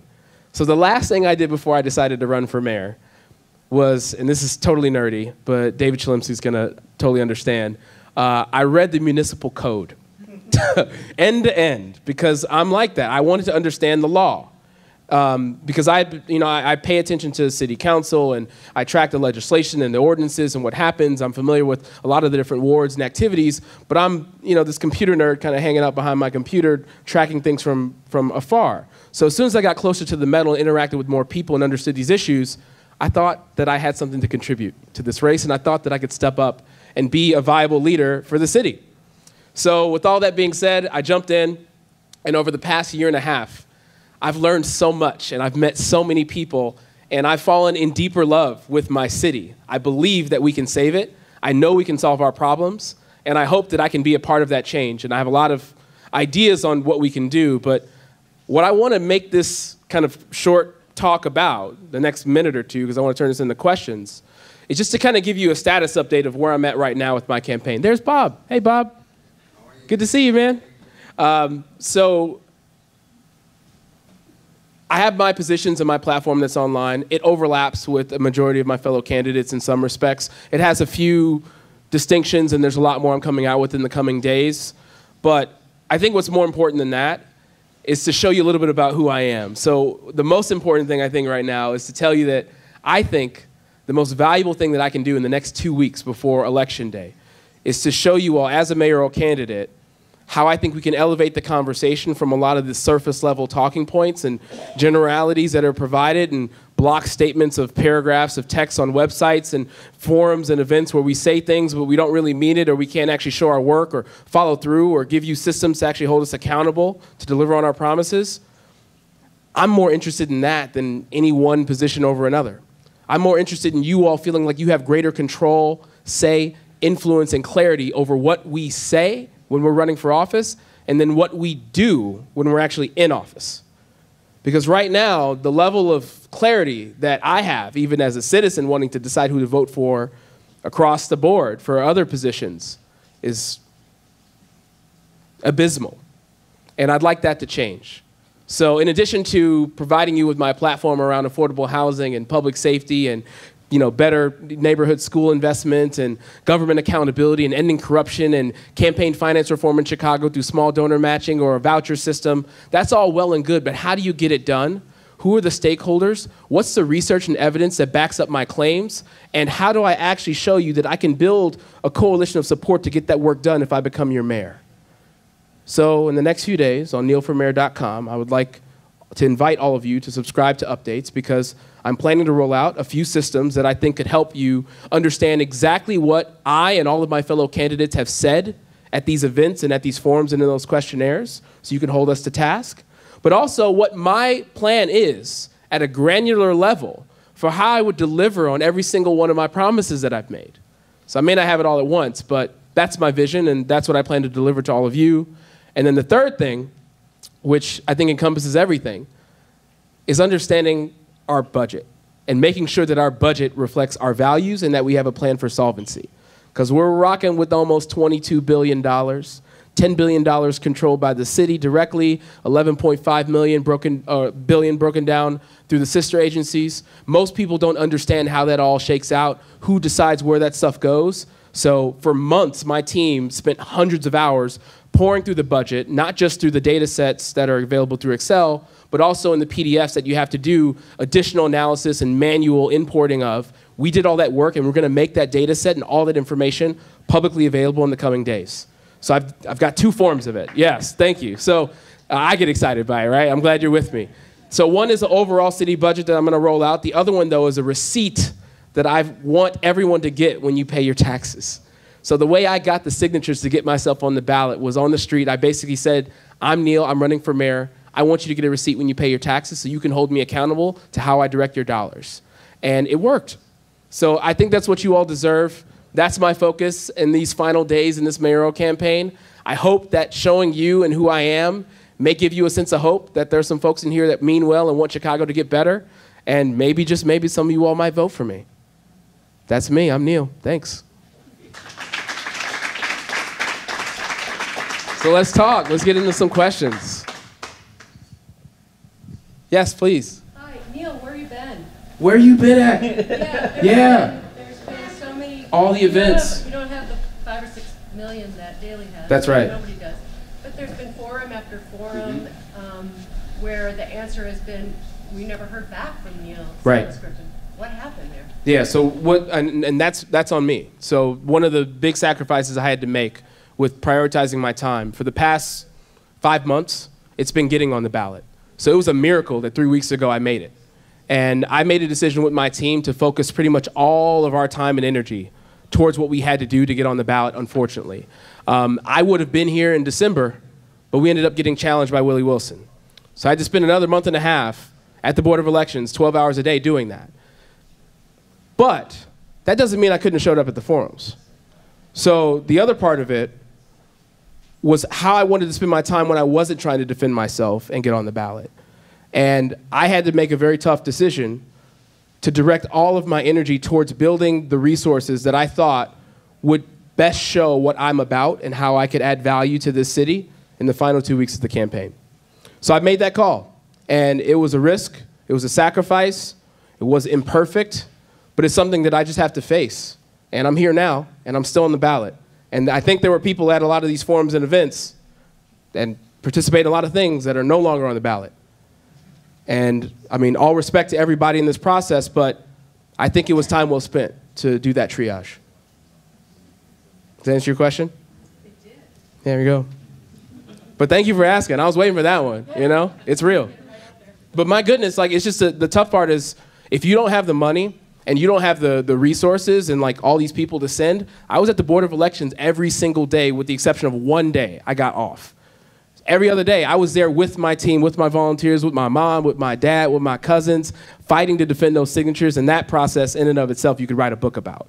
But I'll get to that after 2 weeks from now. So, any other questions? Yeah, one more question. Or maybe 1.5? Yeah, okay, here we go. We'll do a bonus. In the back. So Neal, when you first announced, I loved your IT background. And I love the fact that, even though I'm not as young as you, I love the youthful enthusiasm.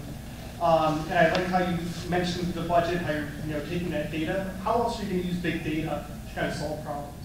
Oh, and just to be clear, Chicago has some really interesting technology behind it, and we've got some fascinating open data sets, and the usage of big data and AI and a lot of the other technologies that could be implemented in the city are, I think we're just scratching the surface of our potential.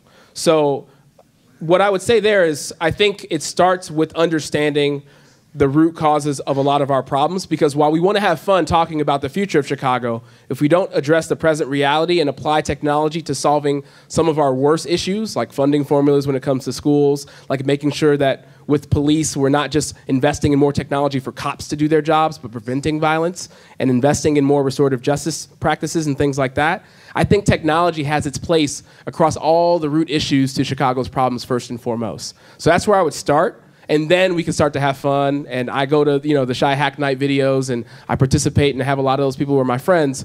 But unfortunately, I have to direct more of their energy towards our core problems first, because we have fun with tech too much before we actually address the issues. Yes, sir. I guess my question was similar to that, in that I see there's a lot of technology. It's like ivory tower technology that exists, at upper levels of the government, but you go to Streets and Sanitation District Office, and it's like paper, and there's not this technology hasn't been pushed out to where it's useful. Yeah, and so I guess useful technology is the key, right? Because we have technology, we have open data sets. What do you do with that information to actually affect people's lives and make it better? Or they publish a PDF. Oh, it's digitized. Don't even get me started with that. So those PDFs, I know exactly what you're talking about. So the city budget is a perfect example of this. So there is some of the information available through you can run a query and get something from a database, but a lot of that information is actually locked into those PDFs, where for the Board of Elections and getting on the ballot, I had to do OCR, optical character recognition, to automate getting that information into spreadsheets, and it was 91% accurate. So we didn't get all the information we needed to actually reach the mailers to get the affidavits for the folks who signed my papers. But on top of that, it's just, we don't have to try that hard because we're not holding our leadership accountable enough to actually do their jobs well, right? There's no risk on their end to give you easier access to that data. They don't have to abide by the 5-day by law mandated requirement for a FOIA request.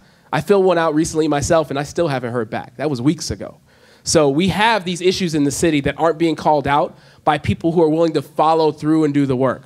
So I don't care if I'm on the ballot or not. I don't care if I'm mayor or not. I'm going to see through the success of this city no matter what, because I'm here to stay. I'm probably going to die here. I know that because everybody's here. This is my home. So my closing statement, I guess, will be, I would love to connect with all of you all in the next 2 weeks. And the best way to do that is going to be on my website, nealformayor.com. I've got a lot of events and forums and other things that I'm finally going to be participating in. I had my first one this morning with a few fellow candidates like Lori Lightfoot and Sean Ford and Willie Wilson and John Kozlar. So it was good to hang out with them at a forum this morning. And I'm just ready to get into the arena. So thank you all so much for having me. And I look forward to getting to know each and every one of you over the years. Thanks.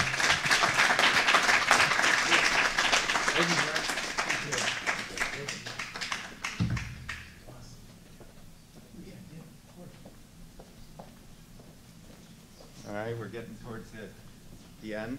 Lori Lightfoot is running a little behind, but look at that. When you have 14 mayoral candidates, one just pops in out of nowhere. Look at that. Bob Fioretti. You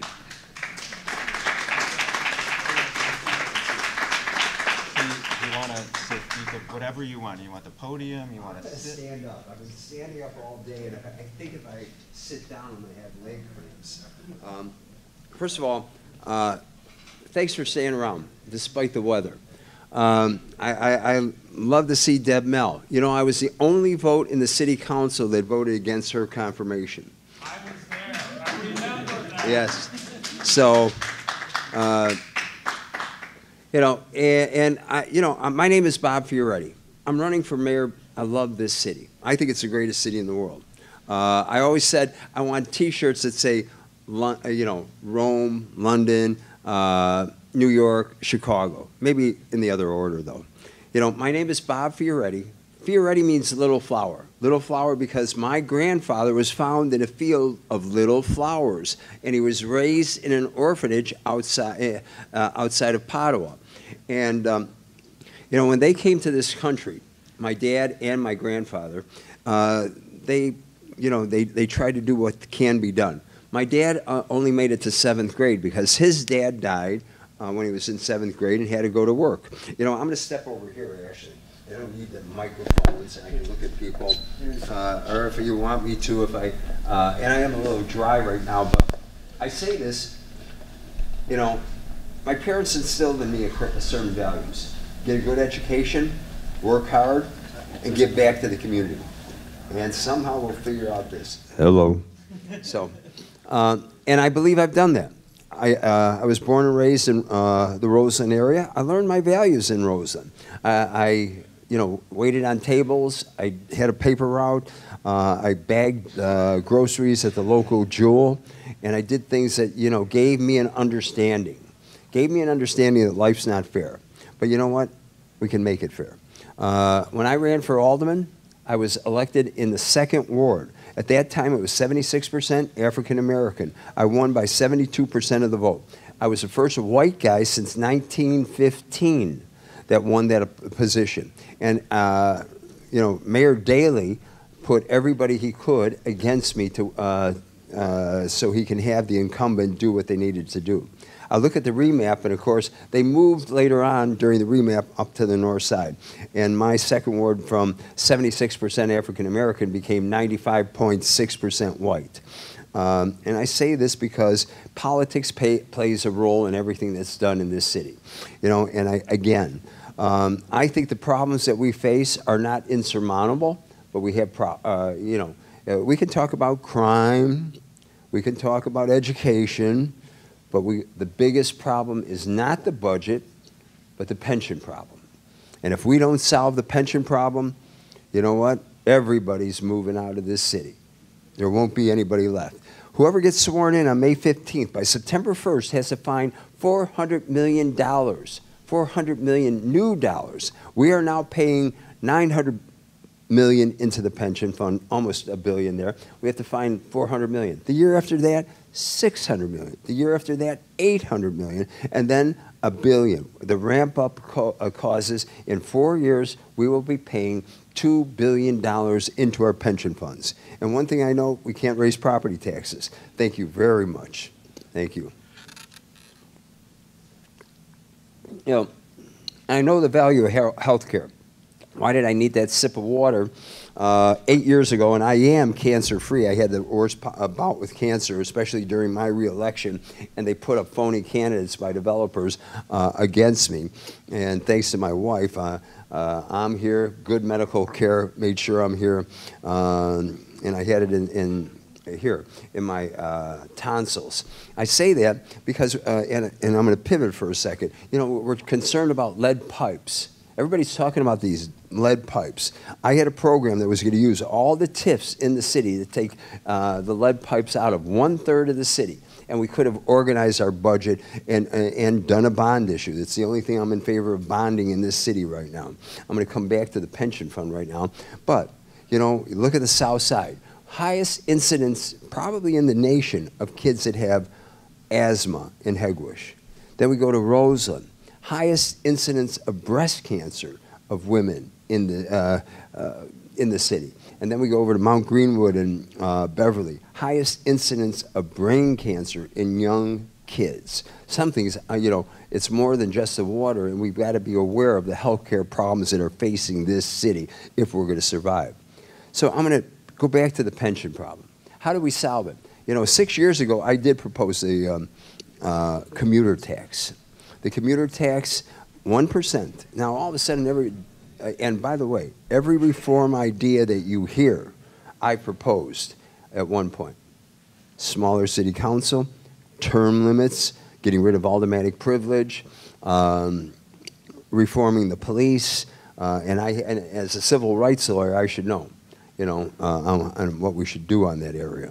But I say this, 6 years ago, I proposed 1% of those that live in Indiana, Wisconsin, in the suburbs, and what they would do would generate $300 million new dollars into the pension program. And we could have been doing that a long time ago. Lifting the ban on video poker, we can do that overnight, would create $75 million. And there are ways, and I'm not a gamer. I'm going to tell you that. And it's got to be highly regulated. But there are ways within the budget that we can deal with the overtime issues, dealing with the police brutality issues, dealing with what we need to do. And don't forget, a lot of those high-end judgments are covered by insurance and not taxpayer money. But again, we're going to have to work with the governor. We're going to have to work with D.C. on bringing money here for the infrastructure. I do believe, you know, both Springfield and Washington, D.C. are going to be introducing infrastructure bills. The governor's program is quite clear on what he's going to do on how to create an infrastructure program, and hopefully we will have a benefit of that, and we won't have to use things. One of the biggest problems I have is, and of course, if they would have taken the way I wanted to reform streets and sand, it only saved $20 million. Well, when I'm the mayor, we can finish off the reform and we can save another $50 million under that program of how we pick up garbage here in this city. So, and I've got 1 minute or something like that, Aaron's saying. So, you know, I asked you to follow me on Facebook, follow me on Twitter. Disagree, tell me when you do, especially on video poker. But, you know, all these ideas. In 2010, I stood up and I said we needed a casino. And if the governor signs the bill tomorrow, if we had somebody that was legitimate as a regulator and an operator, we can have it up and running within 4 to 5 months. Marijuana is, you know, the mayor came out, beat his chest 4 years ago. He wasn't for legalizing it. All of a sudden he is, but it only generates about at best 5 to 7 million. And I say at best because we would be the 20 million would go to all the cities in the state. So, and if you're a city employee, there's no way we're going to pass a constitutional amendment, and it won't happen. So I don't know what the mayor was smoking when he proposed it that day on December 12th. So, and pension obligation bonds, you know, it sounds good, but, you know, it's just kicking the can down the road at high interest rates. The 7% plus, there's a 5% fee in there. So we're looking at 12%. Who's kidding who at this point? You know, it solves it temporarily. So we've got a lot of hurdles to face. I'm willing to take a couple of questions and get the heck out of here because I saw Lori walking in and go from there. One super question, though. Well, good. Don has a question. Oh, yes. I'm going to ask the hard question that every progressive in the city wants to ask you. You probably know what it is, because you were definitely a progressive hero. Why did you support Ron? Well, I'll tell you. That was at the time, it was the most difficult decision I've ever made. And in fact, I was going to stay out of the race.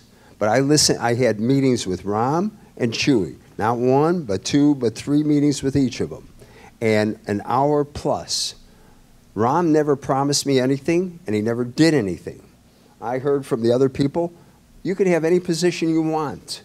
Any position in the administration except chief of staff and head of intergovernmental affairs. We're going to take care of your campaign debt. And there was a whole host of litany from his staff on what to do. And I realized, and I'm going to tell you, I think Chewy, though, found a path. He's a good, even in the county board and when he was in the city, he was a good legislator, not an administrator. And I think with him, Quigley, working together, we were going to bring a lot of money back into this city. And I think, you know, it was a very, very, very difficult decision. And I had the, would I? Probably not. I would probably not endorse either one. And again, it was the phone calls from either, and even between the meetings, from the mayor and Chewy, their staffs, was just, I would have 4 or 5 calls from both sides a day during that whole period of time. You know, and when I made that endorsement, I said it was only on that very simple but thin line of who would understand the financial problems this city was facing. And we're at that same, we're at a worse problem now, no matter which way. You know, we can talk about fees and fines and all that stuff. It didn't help. And people are leaving the city. 315 people a day are leaving the city. And they're not coming back. And I don't know who the other candidates are talking to, but I walk into a restaurant, it doesn't matter where, on the south side, west side, north side, somebody's going to stop me and say, Alderman, I'm leaving. And I'm like, no, why don't you stay around and vote? I am. I'm going to vote for you. But, you know, it's every day. And one time, even when I wasn't contemplating running and I didn't hear the right responses from a lot of these people, I started counting it a week, walking from my law office to go to the Daily Center of the Federal Building, and it was getting over 20 people a week. We know we have a problem because even if you're not moving, there's a perception that somebody else that you know is going to move, and are you going to be left holding the bag? And we're not going to raise property taxes, period. And we can't raise any of this other stuff. We've got to work within our system of what we have now. I hope it answers your question. Thank you, everybody. Thank you. All right, to cap it off, Lori Lightfoot is here.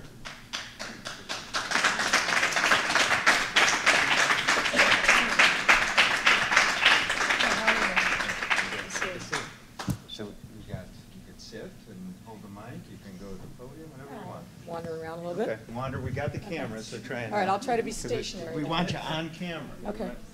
So, good evening, everyone. Late night in the 33rd Ward. I'm feeling good about this. I know that you all are very active and engaged, and you love this city like I do. For those of you who don't know me, I'm Lori Lightfoot. I'm a lawyer by training. I've worked in a number and helped run a number of different city agencies, the police department, the 911 center, and my last tour of duty was in the city's procurement department. And the other thing that you should know is I served as president of the Chicago Police Board and led the Police Accountability Task Force. But if you remember nothing else about me, I want you to know this.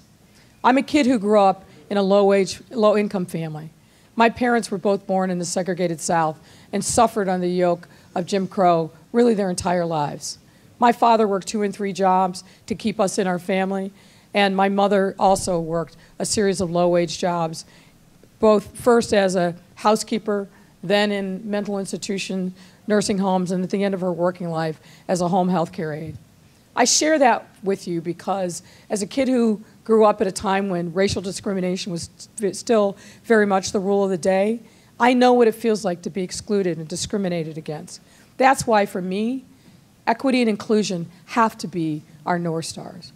I got into this race when Rahm Emanuel was still on the ballot because I knew that as great as our city was, the prosperity and the promise of our city wasn't being spread evenly in neighborhoods across our city.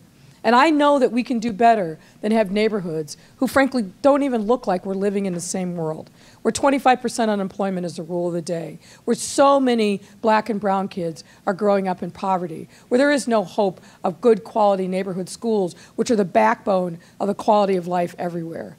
We must also get a handle on the violence. And let me just dwell on that for a moment.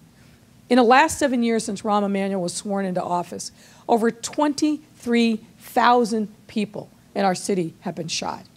Now contemplate that number. That is a staggering indictment of who we are and what we believe in as a city. The city is failing in its most important obligation, which is to keep people safe. Public safety cannot be a commodity that is only available to the wealthy. When I've heard from people all over the city that they really feel like they are on house arrest, that there's only a narrow period of time during the daylight hours that they feel safe going out, and where fear becomes the norm of so many children across our city, I know that we can do better. And yes, there are a lot of candidates that are running for office, but I am the only candidate who combines both the experience of and knowledge and expertise around police reform and accountability and law enforcement. I'm a former federal prosecutor, and as I indicated, I used to work in the police department investigating police misconduct and police-involved shootings. Part of the challenge that we have with public safety in this city is that we've had a mayor who had to learn on the job, and frankly, with disastrous results. We cannot afford to make that mistake again. We have a lot of challenges as a city, but I am confident that we can come together with a common sense of purpose, take on the tough challenges if we do as I think is necessary, is we put you first. I said this from the very beginning of the days, that I will be a mayor who listens. I will be a mayor who engages people on the front end of a conversation, not on the back end after a decision has been made that I then try to sell to you as what's in your best interest. That's not how public policy should work. And I'll say one last thing because the police officer is motioning for us to vacate the premises. We have to get a handle on the corruption that is destroying our city. I am a former federal prosecutor. I convicted and sent a corrupt alderman to jail. I'm a person who stood for good government and integrity my entire career. We have to have term limits. We have to get rid of aldermanic prerogative. We cannot continue to allow elected and appointed officials to monetize their positions at your expense. There are other things that we must do, but we have to have a leader who understands it, who is unequivocating in a demand and desire for a better, more transparent, and accountable government, and that's who I am. So I thank you for your time, and I don't know, Aaron, if we have time for any questions. The police are here. Good lawyers. I think we can manage them for a minute. I'm sort of cleaning up. Let's, quick. Okay. Ms. Lightfoot, do you remember when you were here in the summer? Oh, yes, I do. What was your pledge? My pledge was that I'm going to get HVAC here, and I'll remain. Oh, yeah. That is a memorable event where we had, 200 or 300 people here, standing room only, and it was about 9,000 degrees in this place. Yes, I do remember it very well. Yes, ma'am. Lori, when you were here, Jamal Green said that we don't have a violence problem, we have a jobs and education problem. Can you speak to that for a minute? Well, I mean, I think that's part of the issue, right? I've said that what we're seeing as this epidemic of violence is absolutely a public health crisis, which means that we need to focus on and look at the root causes of the violence. You know, as I said before, 25% unemployment, no jobs, no hope, and having the illegal drug trade as a larger employer in neighborhood after neighborhood, that's a significant problem. And even if the police were doing its job constitutionally and well, we're never going to solve that problem if we don't invest in our neighborhoods. So that's part of the solution. But frankly, the police department has to have a more proactive policy to fight gun violence. And by that I mean, frankly, we've got to partner with the federal authorities, my old office in the U.S. Attorney's Office, ATF, DEA, not only here in Chicago, but in the states that we know are the sources of the illegal guns, in Indiana, in Wisconsin, and frankly, down to the southern states like Mississippi, meaning that we have to have a proactive strategy focused on the gun traffickers, the felons in possession, and the straw purchasers who go into gun stores or gun shows and buy guns that they're never intending to keep or possess. So there are a lot of things that we have to do to fix this problem. I've laid them out in a comprehensive public safety plan, but we have to do both. It's not enough to invest in jobs because we're not going to bring jobs to neighborhoods where people aren't safe. Businesses aren't going to invest in neighborhoods where they fear what's going to happen to their businesses, their employees. So we've got to do both at the same time, and we can do that. Any other questions? Yes, sir. Have you done any thinking about a city bank? Yeah, I am thinking about it. I'm trying to educate myself more about it. You know, the appeal is obviously, as we cut out the middleman, we lend to ourselves, and we lower our fees and expenses in the borrowing that has to be done. Then we'd be able to do micro lending. Look, we've got some of those functions now, but they don't work the way that they should. One example is the Neighborhood Opportunity Fund. There's a lot of money that's been invested in that fund. The problem is it's a matching grant fund. So if you're a small business, and most small businesses suffer from access to capital and lines of credit, if you get a matching grant for $100,000 and you don't have that line of credit, what good is it? I think we've got to change that program to a true grant program and use microlending to help boost and support the small business activity all across our city, but particularly in the neighborhoods. But yes, I am studying that proposal because it's something that is interesting to me. It's obviously a topic of conversation among a lot of people. So I want to look into it and make sure that I understand the ins and outs of it, because with everything, the devil is in the details. Any other questions or comments? All right, well, thank you all. And thank you, Committeeman Goldstein, who always puts on great events. Thank you. Oh, my pleasure. Thank you. Thanks for the opportunity. Oh, thank you. Appreciate it.